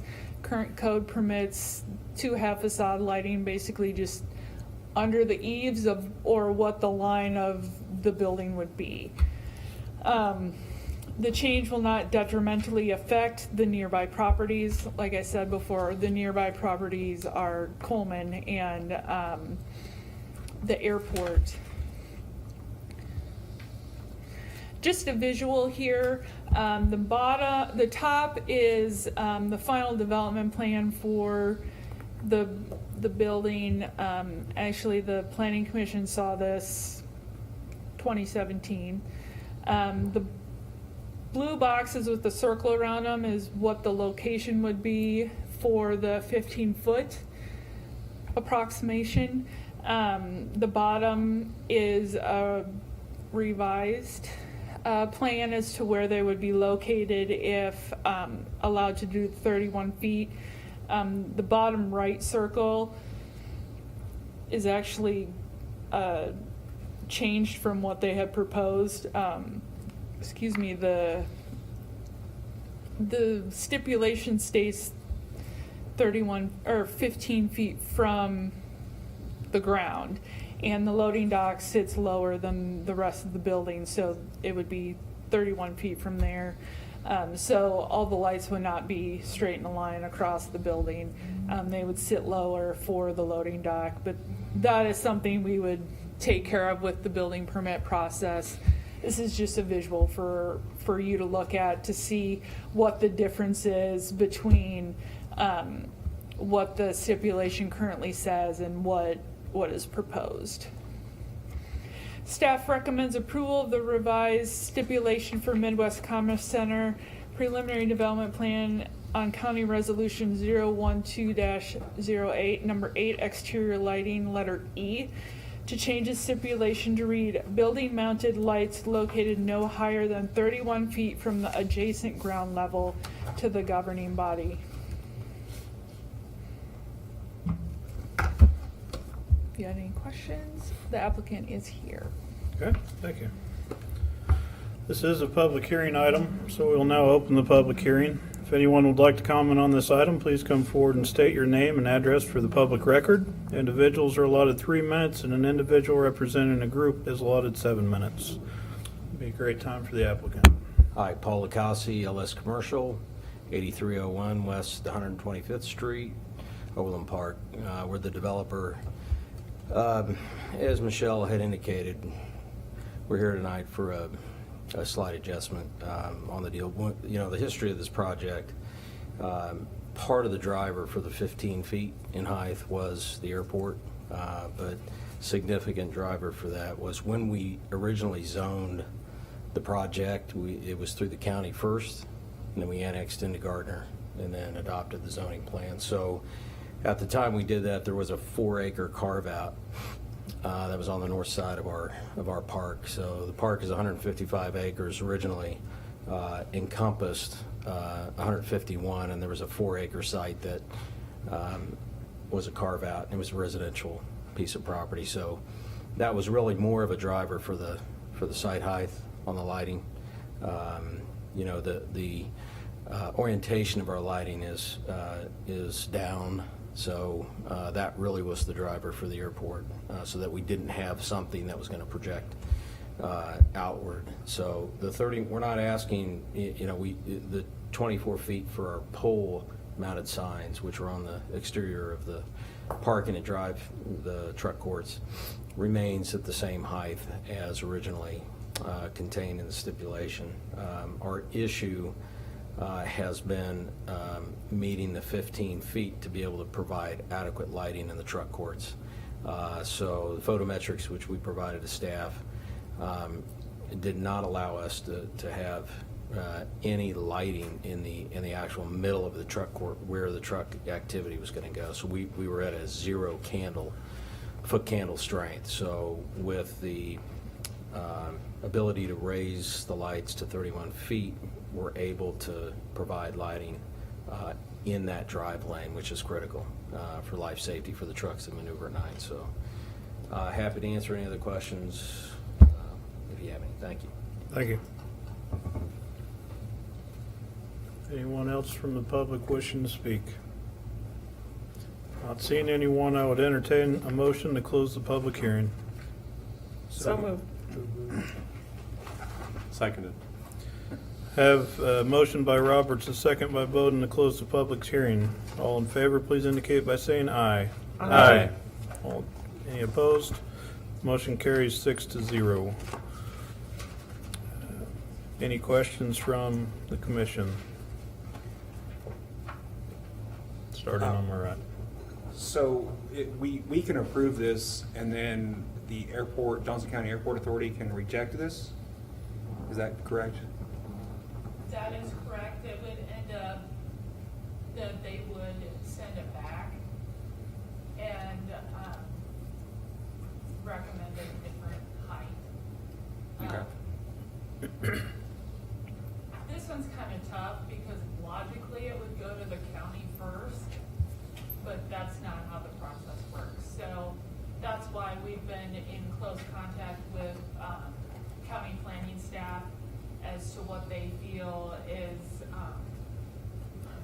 okay for the airport and such. So we're hopeful that doesn't happen. But yes, in that case, if the airport board feels that there is a different height that they would like to see, they would have to send it back to the city for reconsideration, and most likely it would just stay at the council level, and they can act on it with a supermajority at that point, reconsider it. I was just asking for efficiency reasons. There's no way we can send it forward and it not come back if they reject it.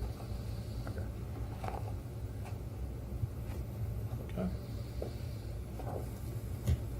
Commissioner McNair, anything? I'm good. Roberts? Okay. I'm good. Nope. Okay. I don't have any either. So with that, I would entertain a motion on this item. A motion after review of the application PDP-18-05, a revised preliminary development plan for Midwest Commerce Center, tax IDs CP 64100000001 and CP 641000000T0E, located on the east side of Mercury Street, to change stipulation 8E in County Resolution 012-08 to read, building mounted lights located no higher than 31 feet from the adjacent ground level. And staff report dated June 26, 2018, the Planning Commission recommends approval of the application to the governing body after finding all applicable requirements have been met. Second. Thank you.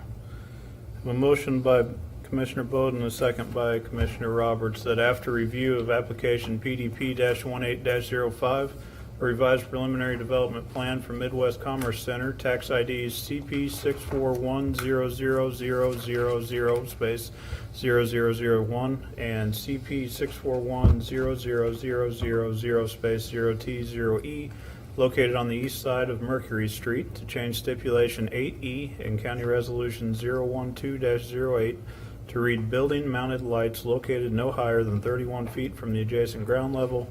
And staff report dated June 26, 2018, the Planning Commission recommends approval of the application to the governing body after finding all applicable requirements have been met. Any additional discussion? All in favor, please indicate by saying aye. Aye. Any opposed? Motion carries 6-0. Thanks for sticking with us.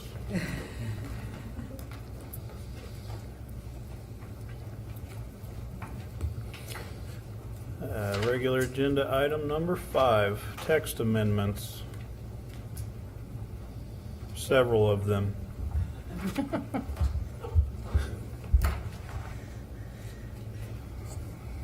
All right. Kelly Drake Woodward, Chief Planner. Some of you have been introduced to these text amendments in April. Some of you have not. So if you do have questions, please discuss. Otherwise, we'll try to move through them pretty quickly since we're at the end of the night again. This one was initiated back in 2016 relating to landscape design regarding medium trees. So it's a pretty simple change. We discussed at the April meeting that instead of changing Appendix C to have a list of medium-sized trees, we thought we could just revise the footnote of Table 8.1 to say, in general, species meeting the landscape requirements shall be based on the great trees for the Kansas City region incorporated as an Appendix C to this code. And then add, although Appendix C does not offer a list of medium trees, it should be understood the trees expected to mature to a range of 30 to 50 feet in height and 30 to 50 feet in spread, or just spread, based on anticipated growth patterns and planting context, can be considered as medium trees. And then we have some examples that were suggested by Christy Hatley, who's our planning technician, who's also a landscape architect. And those trees are in Appendix C. Hopefully that makes sense. And this is the recommended motion. That's pretty much what I just said. I think we should take each of these one by one. This is a public hearing item, so. Okay. So this is a public hearing item. We will now open the public hearing. If anyone would like to comment on this item, please come forward and state your name and address for the public record. Individuals are allotted 3 minutes, or individuals representing a group are allotted 7 minutes. Seeing no one come forward, I'd entertain a motion to close the public hearing. So moved. Second. Have a motion by Gardner and a second by Bowden to close the public hearing. All in favor, please indicate by saying aye. Aye. All opposed? Motion carries 6-0. Commission discussion, questions on this one? Do we make a motion on this one and then go to the next one, or do we do all our motions at the end? Okay. I'd entertain a motion on this item. I'd like to make a motion. The Planning Commission, after review of findings in staff reports dated April 24th, 2018 and June 26th, 2018, after holding a public hearing on June 26th, 2018, recommends that the governing body adopt TA-18-06, amending section 17.08.030 landscape design, and specifically table 8-0 landscape requirements footnote of GMC Title 17 Gardner Land Development Code to read as follows. In general, species for meeting the landscape requirements shall be based on the great trees for the Kansas City region incorporated as an Appendix C to this code. Although Appendix C does not offer a list of medium trees, it should be understood that trees expected to mature to a range of 30 to 50 feet in height and 30 to 50 feet spread based on anticipated growth patterns and planting context can be considered as medium trees. Examples may include Cyrus dorata or overcup oak, Australia virginiana,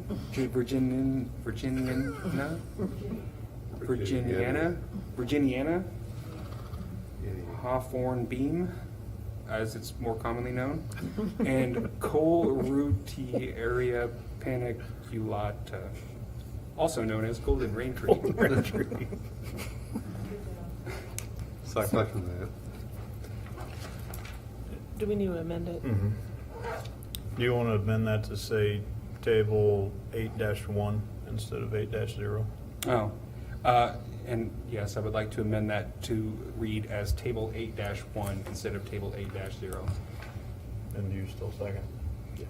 Okay. I have a motion by Gardner and a second by Bowden that the Planning Commission, after review of findings and staff reports dated April 24, 2018, June 26, 2018, after holding a public hearing on June 26, 2018, recommends that the governing body adopt TA-18-06, amending section 17.08.030 landscape design, and specifically table 8-1 landscape requirements footnote of GMC Title 17 Gardner Land Development Code to read as follows. In general, species for meeting the landscape requirements shall be based on the great trees for the Kansas City region incorporated as an Appendix C to this code. Although Appendix C does not offer a list of medium trees, it should be understood that trees expected to mature to a range of 30 to 50 feet in height and 30 to 50 feet spread based on anticipated growth patterns and planting context can be considered as medium trees. Examples may include Quercus lyrata or overcup oak, Austria virginiana, Hawthorn beam, and Colerutearia paniculata or golden rain tree. Any additional discussion? All in favor, please indicate by saying aye. Aye.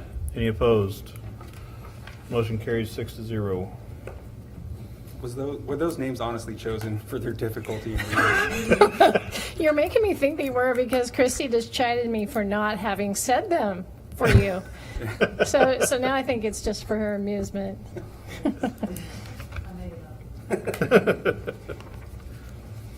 Okay. So I guess on regular agenda item number 5A was deferred. Do we need to set a date for that, or is it just deferred? We'll republish for it. Okay. And then B we just talked about, so now we're on C, TA 18-07. Correct. And this has a threefold purpose. And one was to amend these standards to be compatible with the Gardner Main Street Corridor Plan. The other one is to discuss discrepancies in the separate portions of the Gardner Municipal Code that have to do with oil and gas permits, and also the triplex uses that were discussed in February 2017 and trying to make those happen in a consistent way across the city. So you can look at these things different ways. I gave you different tables showing, the proposed amendments. So tonight I decided just to show you what the revised use table would be, what it would look like, and just explain it briefly. So this part of the use table has residential uses, and there are two changes suggested. One is the multi-unit household living, which is like multifamily, adding that as a permitted use subject to additional conditions in the R2 district, and that's to take care of the triplex uses, and I'll discuss that a little bit more. The other one is to allow mixed use in the C2, which is a general business district, and we need to do that because many of the recommendations of the Gardner Main Street Corridor Plan call for mixed use in this area. And so just touching on the triplex uses, we discussed that in April, and at that time I was recommending that to preserve the character of neighborhoods, it might be appropriate to just have the additional standards read that they could do a triplex or do multifamily or multi-unit household living in the R2 district as long as it didn't exceed 3 units, so limited to a triplex, and that they had to use the top 3 building types to accommodate those 3 units. As long as they met those standards, they could do 3 units instead of 1 or 2 in those building types. And then there was discussion that you wanted to look at what would happen if we allowed different building types or additional building types to accommodate triplex uses. So I just did some calculations. If you did a triplex to a detached house suburban standard, what would that look like? Or to the more compact neighborhood detached house, what would that look like? And duplexes. And the reason the duplexes standards would result in a larger lot, 15,000 foot minimum, because it specifies a per unit lot size for a duplex. So if you got 3 units, you have to multiply that times 3, and that's why they end up being a larger lot size. Unlike the row house standards, which just specify it, and so the row house does the same thing, except it's only 2,000 square feet per unit, so you could have as small as a 6,000 square foot lot. But the main difference there, if you look at this chart with the row house standards, if you were using them, you could have 70% building coverage on a lot, and so that would result in a lot less open space than any of these other building types. So staff is recommending that we not use that building type in the R2 district to accommodate triplexes, but has found that any of these other ones would probably result in a good development that is in character with typical R2 neighborhoods.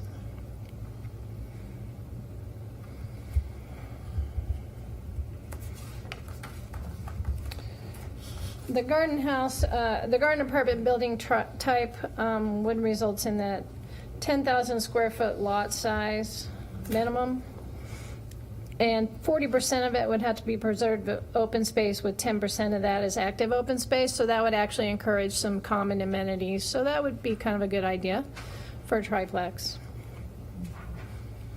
And the compact building types, which are the detached house neighborhood and the duplex building types, they also have design standards that would encourage side or rear garages.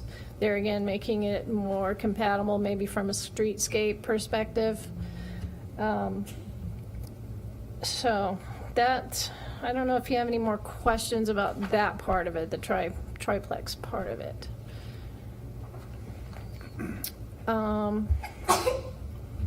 So this is what the suggested specific use standards would be to go along with the triplex.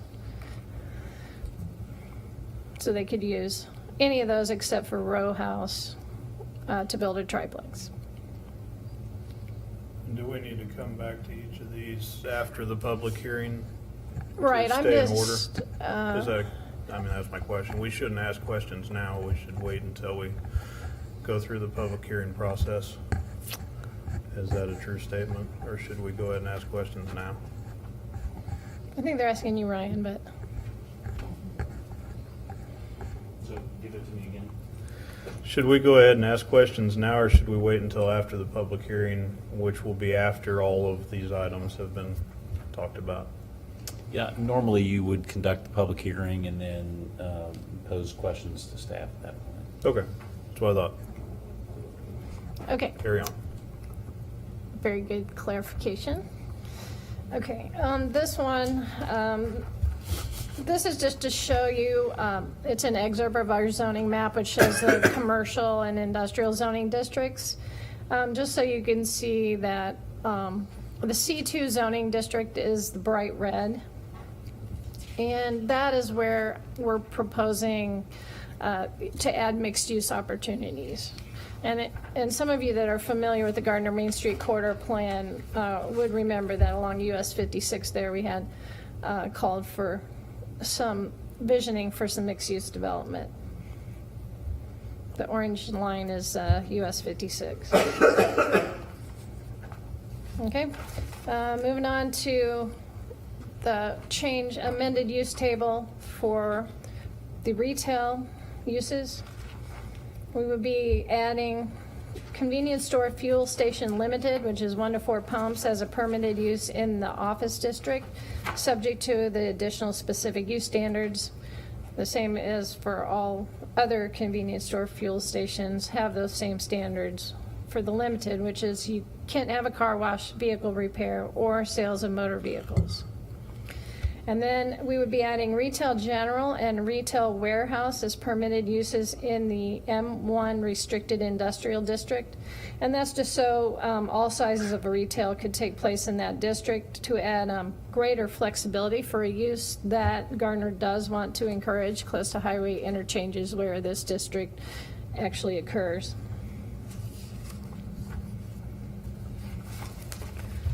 Okay, these are the proposed amendments to service employment uses, at least the first page of them. In the CO and C1 central business districts, we would be adding food and beverage uses to create a more inviting office district with amenities for the workers. So in the central business district, we would make food and beverage heavy a conditional use to allow for more intense review near those civic uses to make sure it's compatible. This would accommodate things like a brewery or a tasting room as a downtown anchor. Also in the central business district, we would permit accessory drive-through subject to additional standards. Those standards are things like you can't have additional access drives, you have to use alleys or internal or rear access preferred, keeping that drive-through window remote and screened from the public space. Okay, one thing I will be asking you to consider as I got to writing this up and looking at this in a different way, the office district, we had suggested making food and beverage heavy, subject to additional standards, limiting the size to 3,000 square feet or 10% of the building complex, and prohibiting drive-through facilities. Those are the specific use standards that are already in place for food and beverage general that I think it was suggested, well, since they're there for general, would we want them there for heavy as well? Well, since one of those standards is a prohibition against drive-through facilities, we probably would not want to add accessory drive-through as a use in that office district. So we either have to decide, do we want to prohibit drive-throughs in the office district, or do we want to let them happen? And then I'll give you, show you how you'd make your motion to do that. That's the only one that's really different from what we've talked about before. Moving on to the CO district, which is the office district, we would add lodging in and small as permitted uses. That would be also complementary to office complexes. They generally are not open at the same time of day, and so they might promote some shared parking arrangements and more vitality in an office district. We would add office general as a permitted use and personal storage indoor as a conditional use. Personal storage indoor means those storage units are accessed from inside the building, not every single door on the outside of a building. So it would be a building that you would go inside and then you would access your storage unit. COA Neighborhood Business District, we would add office general as a conditional use. That would let us make sure that that's compatible in these near neighborhood settings. But that would also let us have some jobs near housing, which would be a good thing. Central Business District, we would add office general as a conditional use, kind of the same reasoning as above. And the C2 General Business District also add that personal storage indoor as a permitted use rather than a conditional use. Right now, for some reason, it's listed as a conditional use, but personal storage outdoor is a permitted use, so I think that was just a mistake. And for service and employment uses, final page, I think, CO Office District, adding that recreation, entertainment, indoor major and outdoor minor as being complementary to office complexes. Central Business District, adding all those recreation, entertainment uses as conditional uses to accommodate potential changes to the fairgrounds property. And the General Business District, adding recreation, entertainment, outdoor major as a conditional use.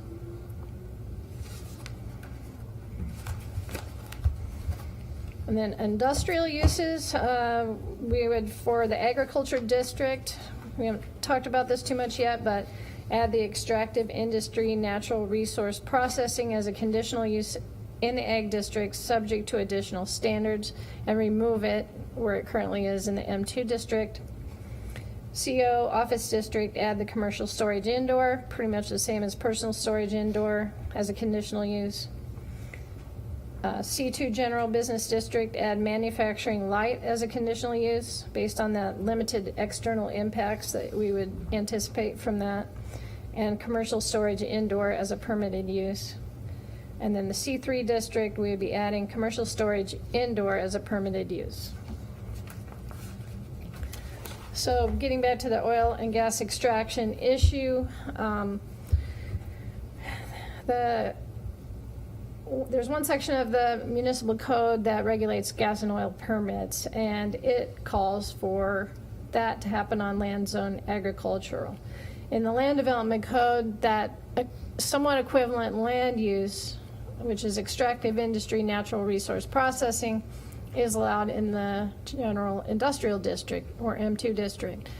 That use encompasses more things than just oil and gas. So they're not exactly equivalent, but we do need to have some consistency for the oil and gas permitting. So we have suggested to permit them as a permit all those extractive industry natural resource processing uses as a conditional use in the agriculture district, subject to additional standards. And the reason is things like that could be quarries, mining operations, wood storage yards, limestone quarrying, sand, gravel, clay, shale, gypsum. Even though those uses probably meet the description of our general industrial zoning district and the heavy commercial and industrial future land use descriptions better, those zoning districts make up a very small area in Gardner. And for all practical intents and purposes, someone who wants to do extraction or natural resource processing is probably going to be doing it near where those resources are, which probably are going to be in the undeveloped areas of Gardner, which are generally on the perimeter of Gardner, near agriculture and residences. So they would probably need to rezone a property to industrial if that's what we make it.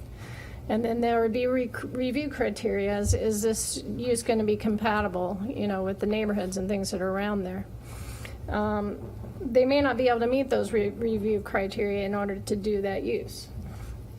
But if we allow them as a conditional use in the agriculture district, and then you put conditions on them, appropriate conditions, then they are finished with that extractive use. The next use of that property would be consistent with what we allow in agriculture district, which is much more limited than what we allow in the M2 district. And since those properties may be out on the edge, close to residences and stuff, do we really want to have industrial uses going in there. That could be factories or anything else. So for this reason, we think, and the former zoning ordinance permitted them as conditional uses in the agriculture district. So this is consistent with what we've done in the past.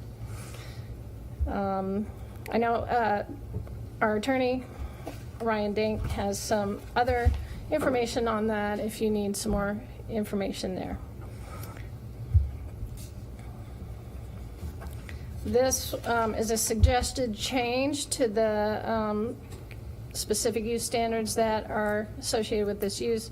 Just basically to take out number 1, because that's already handled in the oil and gas section of the code, and just make a reference to that section of the code dealing with that.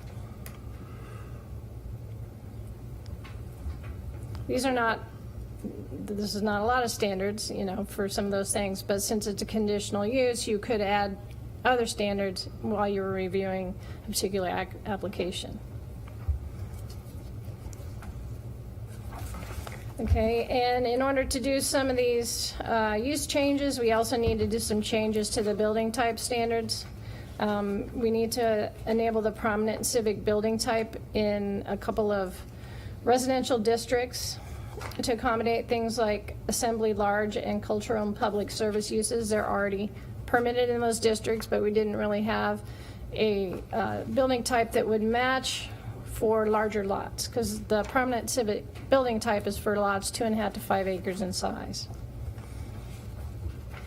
So the small civic and prominent civic have pretty much the same setbacks.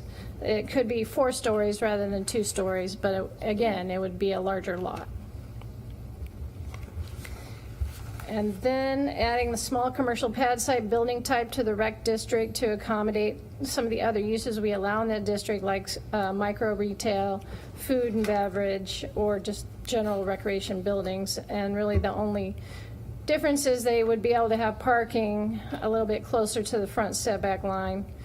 But there's not a whole lot of other difference in the standards, but it meets that type of building would suit those uses better per the description. And the pad site building type has minimum transparency and primary entry feature design requirements, so it steps up the design requirements as opposed to the civic building. And adding mixed use building type to the C2 district to accommodate the mixed use. That was pretty basic. And then adding large commercial building type to the C2 district, because we need to be able to accommodate supermarkets, large hotels, and office complexes that are already allowed in those districts.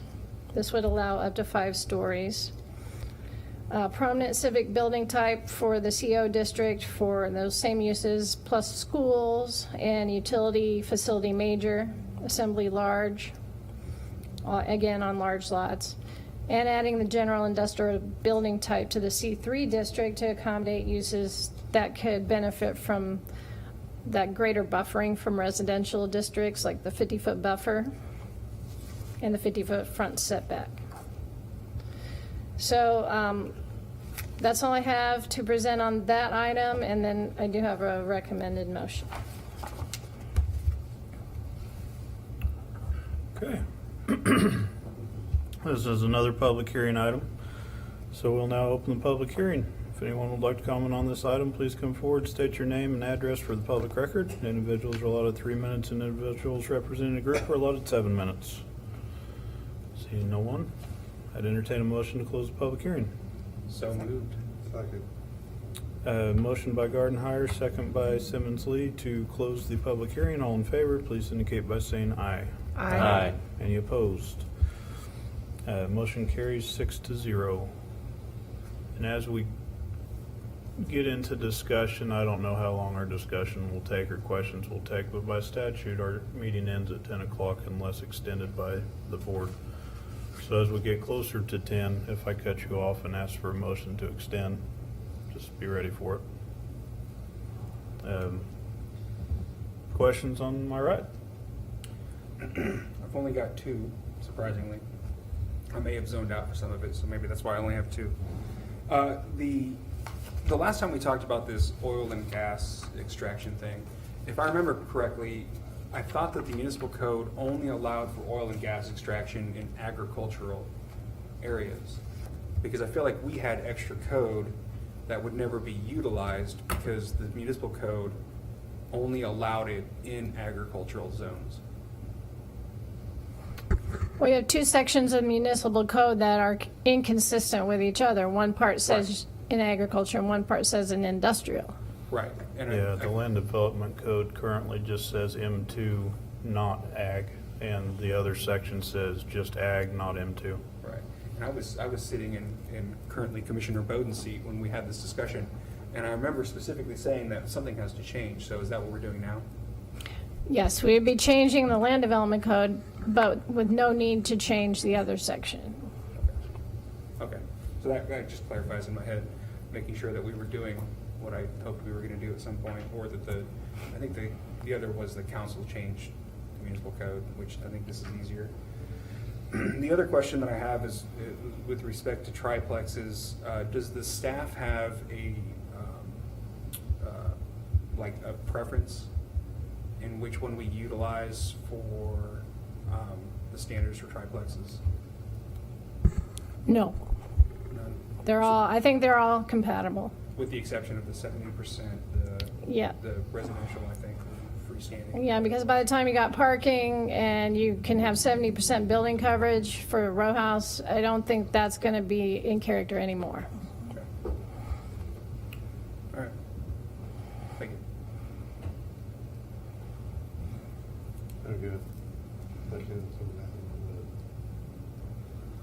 I was following the, I'm sorry? I don't have any questions at this point. Okay. Okay. I'm good. I think you did a great job of putting in this, what we talked about in that meeting, so thank you. Thank you. I agree with that, but I do have a few questions and some things that we need to talk about as a board based on what you brought up. So my first question is, and I should have looked this up, what's the difference between food and beverage general versus heavy? Okay, I think the staff report. I think food and beverage general does allow drive-through as part of the use, but doesn't allow the main business to be alcohol serving.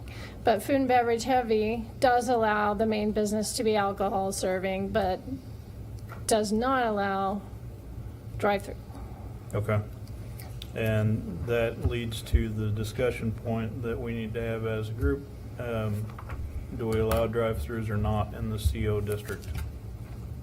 This is a slide that kind of illustrates that.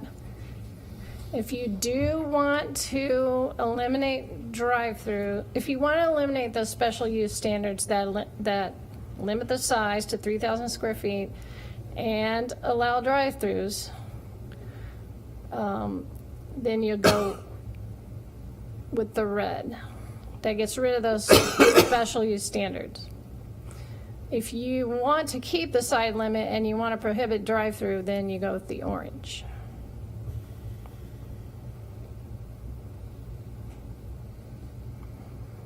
Thoughts from the commission?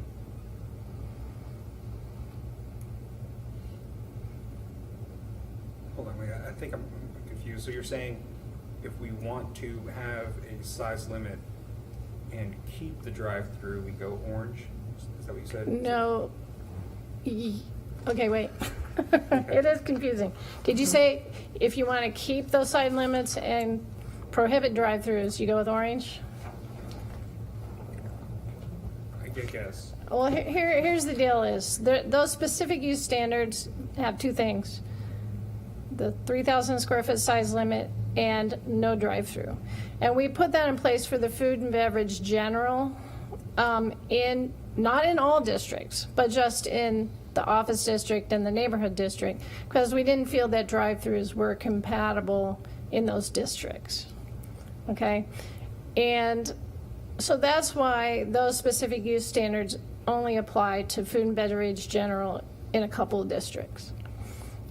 Now, if we are going to decide that office districts, they could be compatible with having drive-throughs, and we don't really want to limit the size of the food and beverage uses that can take place in office districts, then we should not apply those standards to either one of those.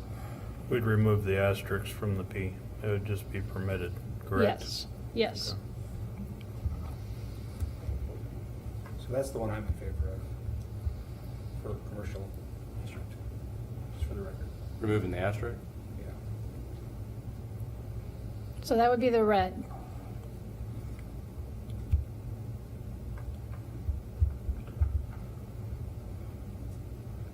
I don't think I have an issue with that, or really an opinion either way on that one. Anybody else have comments or thoughts before we move on? Yeah, I mean, different on it. I just, where my office is in Overland Park, it's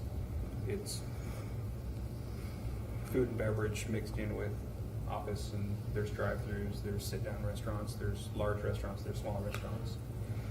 It's a Dr. Seuss book out there with restaurants. It was kind of a convenience for people that have a short lunch hour and want to hurry up and get through and eat, if they want to go out. So. Right. Yeah.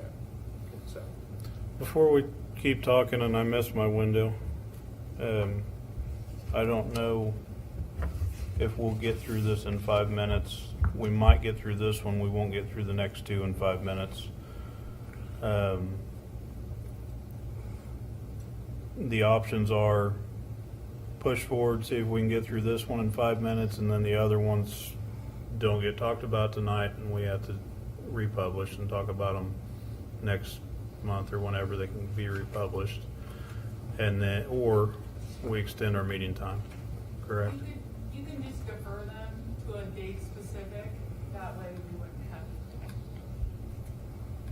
have. Okay.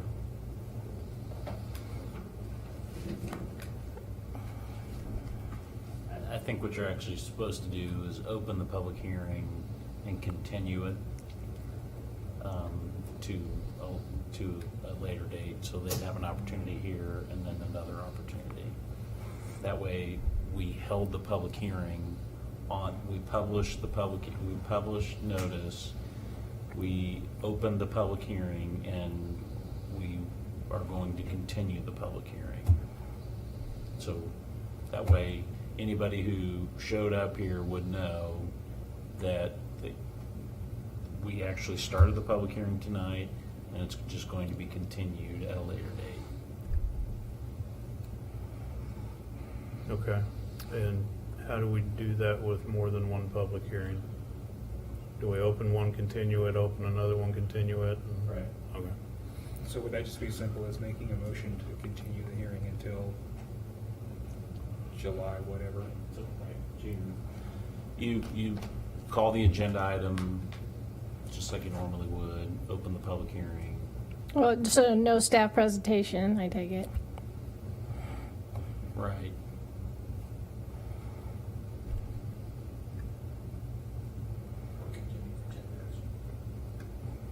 Or just try to work through, yeah. Yeah, I'm game for working through them.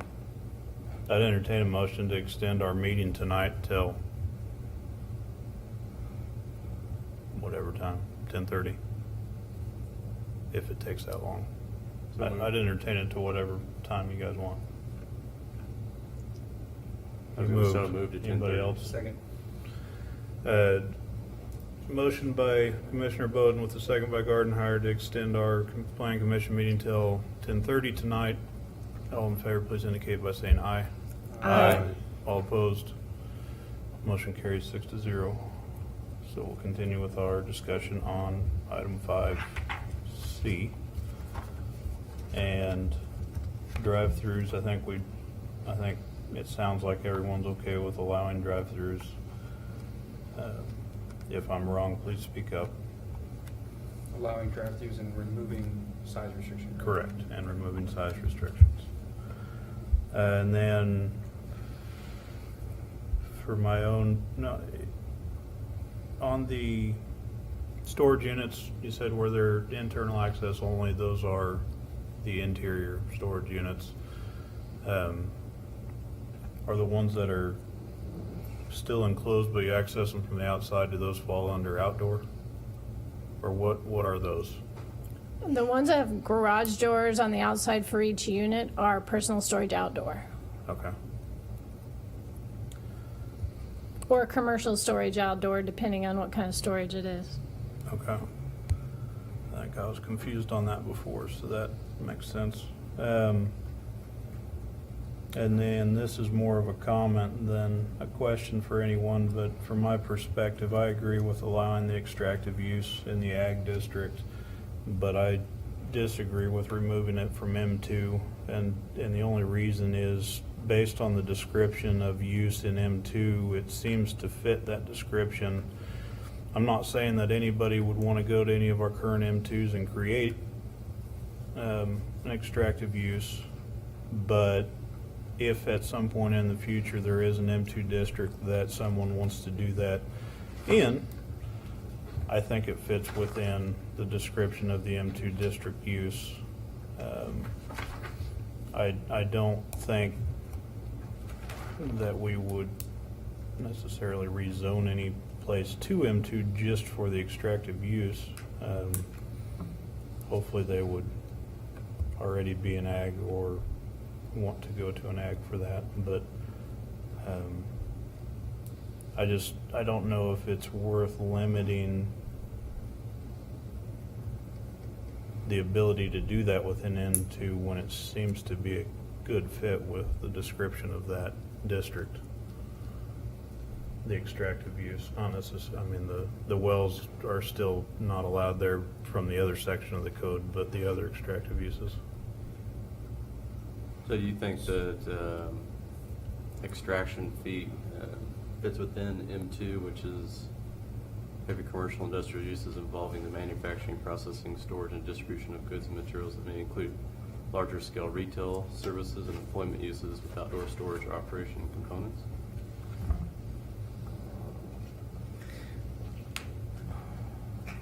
So I think. M2 is, general industrial uses, which are generally not compatible with residential or commercial activity due to scale, operation, intensity, or impacts and activities due to high level of supporting access and infrastructure required on the business. So, this was the conversation we had last time. I am 100% in agreement with Commissioner Austin that M2 is the proper place for this, or not the proper place, but it should be allowed in an M2 district. That being said, the municipal code doesn't allow it, if I'm understanding it correctly. It doesn't allow a portion of it. It doesn't allow oil and gas wells. Okay. So that's the, But the other aspects of extractive industry natural resource would Okay. still be allowed.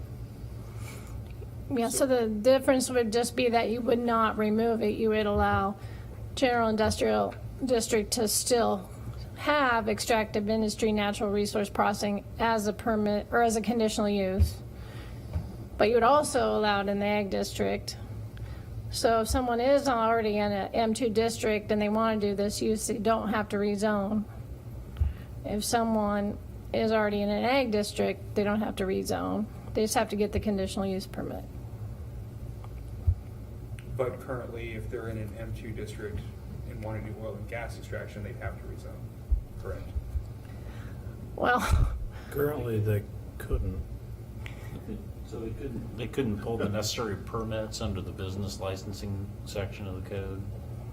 Because it require, I mean, if it were to be applied to the letter, it requires agricultural zoning. Right. So that's the only weird outlier. Yeah, but then we don't currently allow it in ag districts, so they'd have to come to us for a waiver. Okay. All right. Well, then that makes sense. Yeah, I mean, ultimately, this body makes a recommendation which goes up to the governing body, and the governing body obviously has control over the land development code based on your recommendation. But then if they see fit and they agree with, if you agree with industrial zoning, then they could change that portion of the business licensing code. Okay.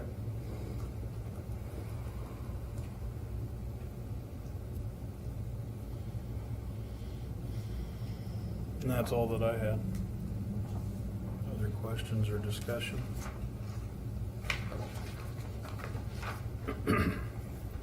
So in the multi-page motion,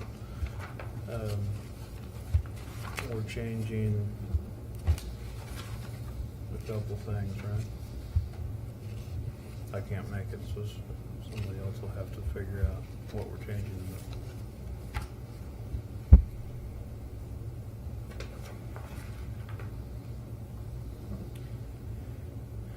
I don't know if Ryan knows of any way to shortcut this motion procedure, but I didn't know of any way to really do that. It's got to be clear enough that it provides guidance to the governing body as to what your recommendation is, so. Can you just say as follows, or we don't have to read every single thing. Can you say as stated in the staff report or something like that? Yes, you can say that as long as everybody knows what they're voting on. You know, one process, you know, like if you guys attend the council meetings or watch them, they just say so moved, and then the chair restates the motion. That speeds things up considerably, so. So, If you differ from the staff report, Right. then you need to clarify that.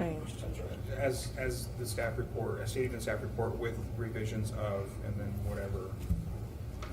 So just to clarify, we had 3? Well, that's what I was trying to find. What was that? The recommended motions in the staff report, but, and it's also followed on these slides.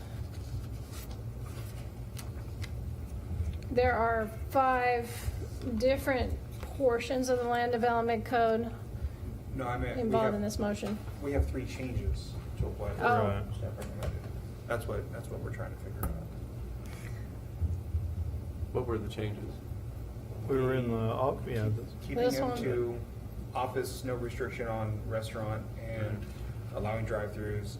And then, I don't know, number 3. I forget what number 3 was. And then don't we have to choose for the And then triplexes? allowing the extraction in the M2 district, not removing it. Right.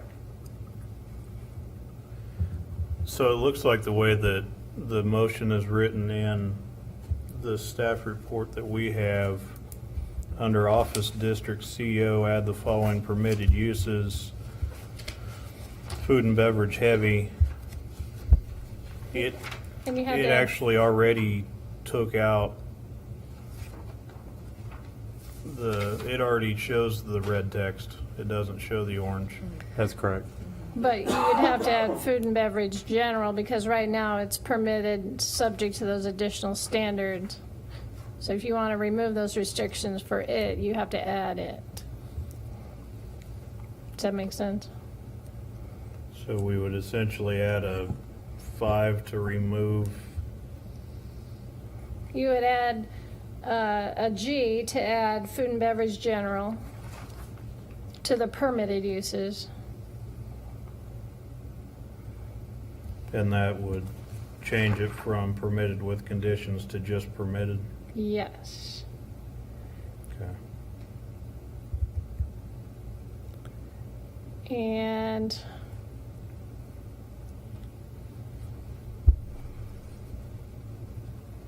And then under general industrial district M2, we would strike that change if we wanted to leave the extractive industry in the M2 district.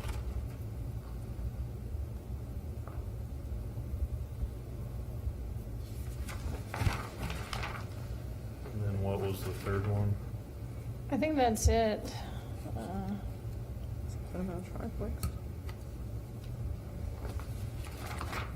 Yeah, the way the staff report's written for the triplex, I think, is how we wanted to keep it, Okay. unless somebody had strong feelings about it. I didn't hear any, but there's a lot of stuff in this motion, so I want to make sure we get it right.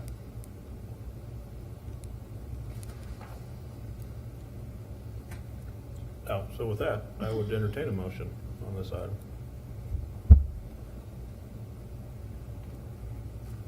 I just want to make sure that what we're going to make a motion on is to accept the recommendation in the staff report with two exceptions. The adding G to Office District CO1 to include heavy food and beverage as a permitted use. General. I'm sorry, what's? Be food and beverage general. Oh, Heavy's already there. so food and beverage general. And then strike the changes to extractive industry and natural resource processing. In the M2 No, that would district. be, For general yeah, industrial. general district. industrial district. Or, sorry, so strike the changes to general industrial.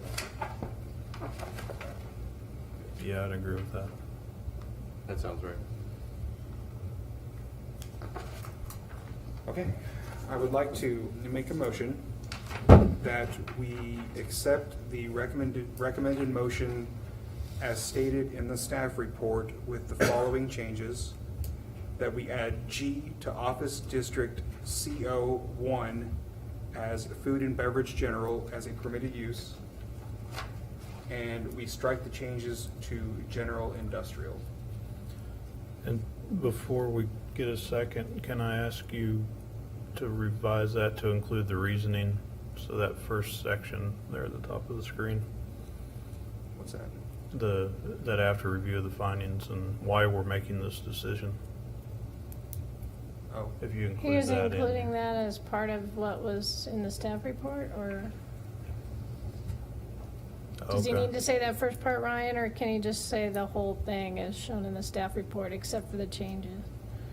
Right, that is part of the motion, so I guess. Okay, I apologize, I see. Disregard my comment. Second. Have a motion by Gardenhire and a second by Bowden that we accept the motion, the recommended motion as written in the staff report dated June 26, 2018, with two exceptions, adding 1.G food and beverage general under Office District CO and striking general industrial district M2, the items underneath of that. Any additional discussion? All in favor, please indicate by saying aye. Aye. All opposed? Motion carries 6-0. A little disappointed we didn't get to read all that. You're all set. You probably practiced. as long as there's not some Greek Uh, words for trees in there. Again, just get out. You guys are gonna think of me of the torturer in chief. What's fun I get to put you through. Couple minutes. This is a personal question, but I have to go to the restroom. Can I go? Can I Can go she or just what? go, or do I dismiss for 2 minutes, or I know, I'm sorry. do I need a motion for that, or do I just say? Okay, planning commission meeting will be recessed for Sorry. 5 minutes. Maybe somebody else has to go too. I'm over here cross-legged going, you Okay. know. Go for it. Sorry. I need to use the restroom as well.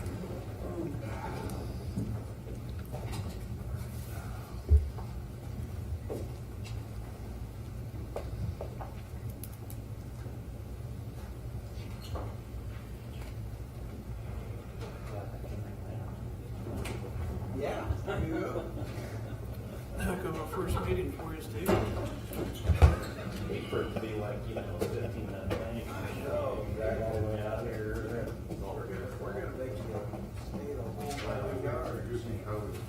That's fine. Well, That's absolutely fine. I welcome Still not. whatever nature, understanding. Last March or whatever, after the second. Whatever that was. That would be good. It took me like a year. Well, this is a lot good door. It is, absolutely. I was sitting there watching you go, how the hell did they do that? Well, I have a cheat sheet. Oh, okay.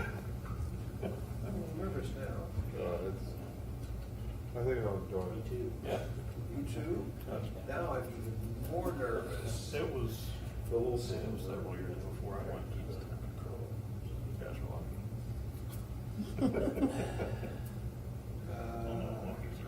At least they're being productive and not just.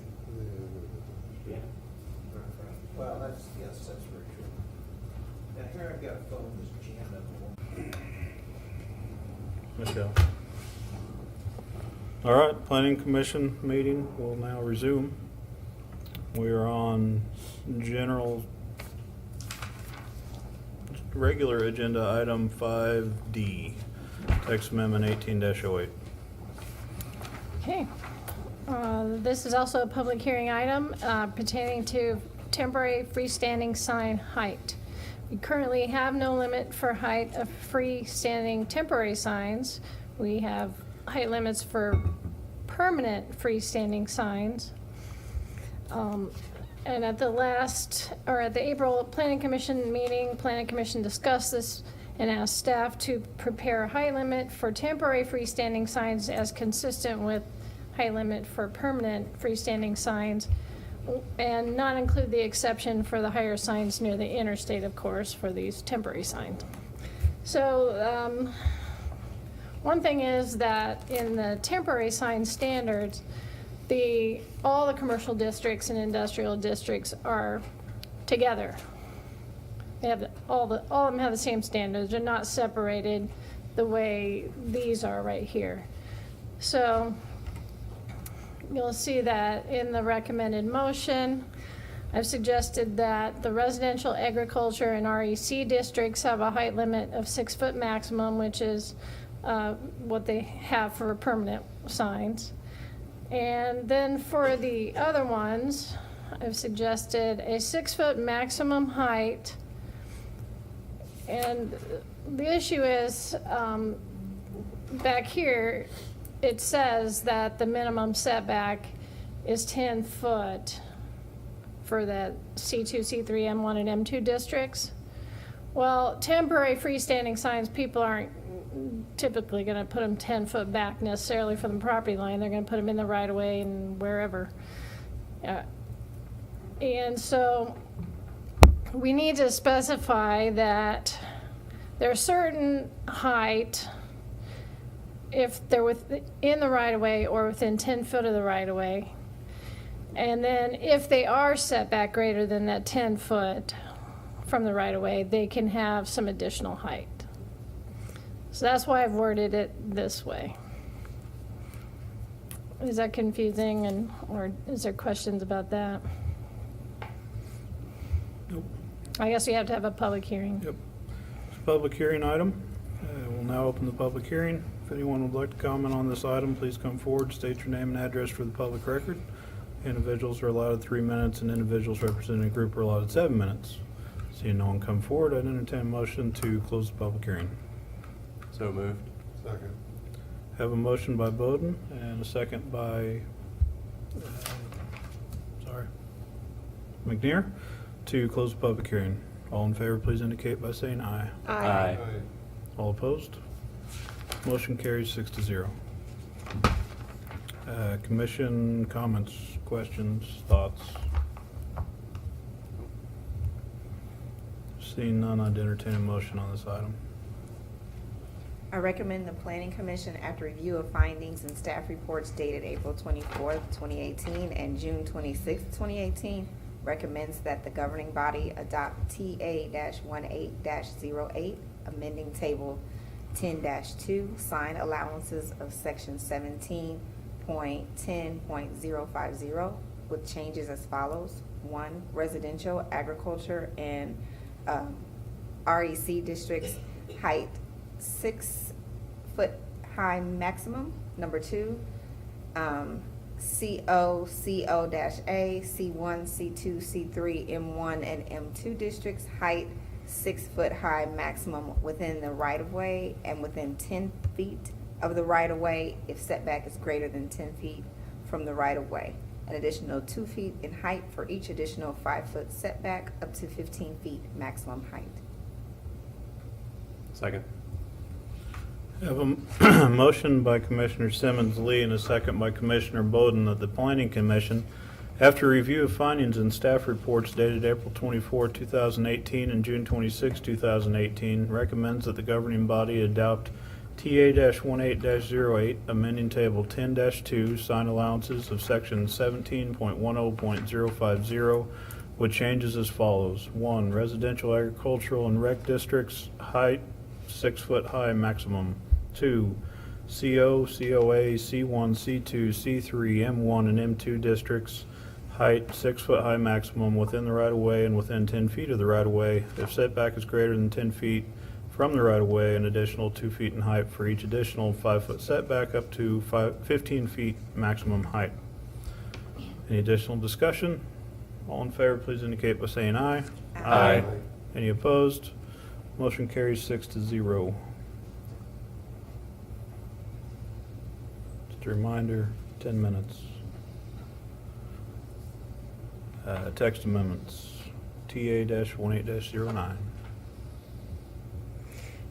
Okay, this is a revision or a proposed amendment of the fencing standards. At the April meeting, we talked about the need for clarification, particularly in regard to chain link fences.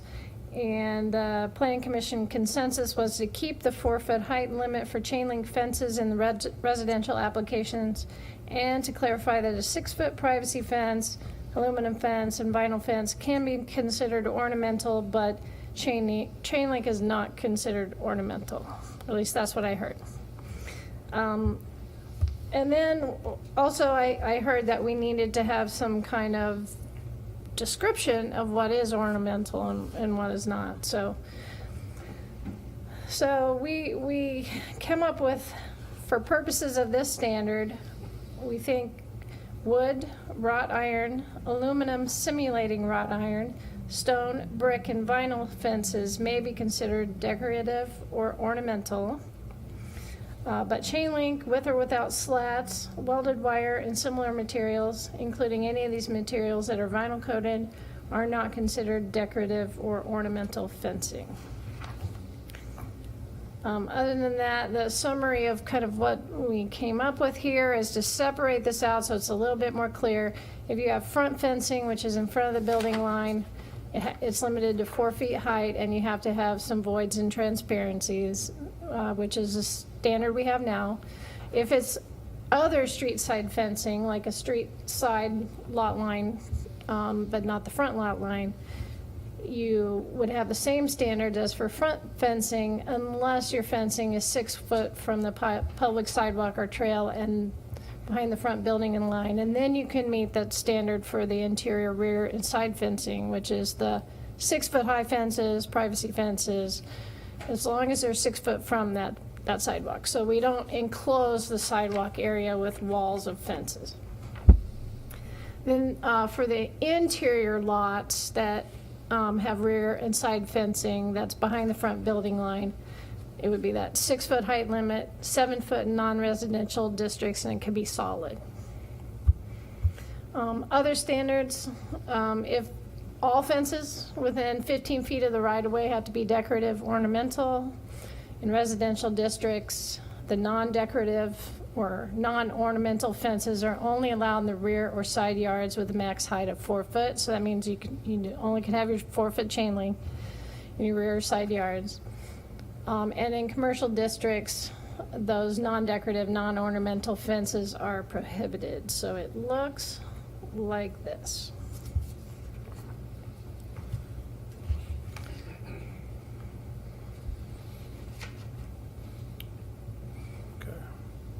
This is a public hearing item. We'll now open the public hearing. If anyone would like to comment on the item, please come forward, state your name and address for the public record.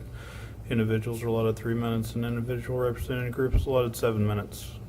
Seeing no one come forward, I'd entertain a motion to close the public hearing. So moved. Second. Motion by Gardner, second by Bowden, that we close the public hearing. All in favor, please indicate by saying aye. Aye. Any opposed? Motion carries 6-0.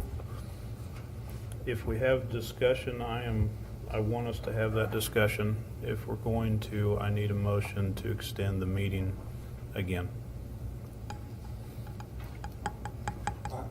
I just have a question. I don't know if it's.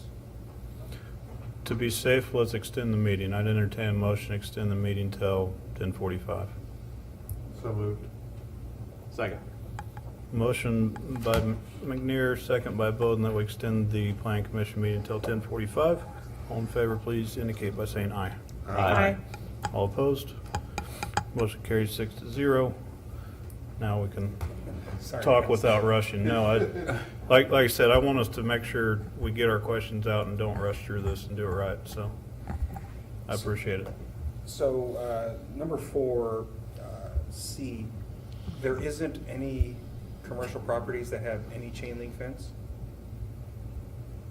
Right, well, currently, we prohibit chain link in commercial districts. Okay, so then there shouldn't be any right now of any business I don't that has a chain remember link what fence. we allowed in the former code.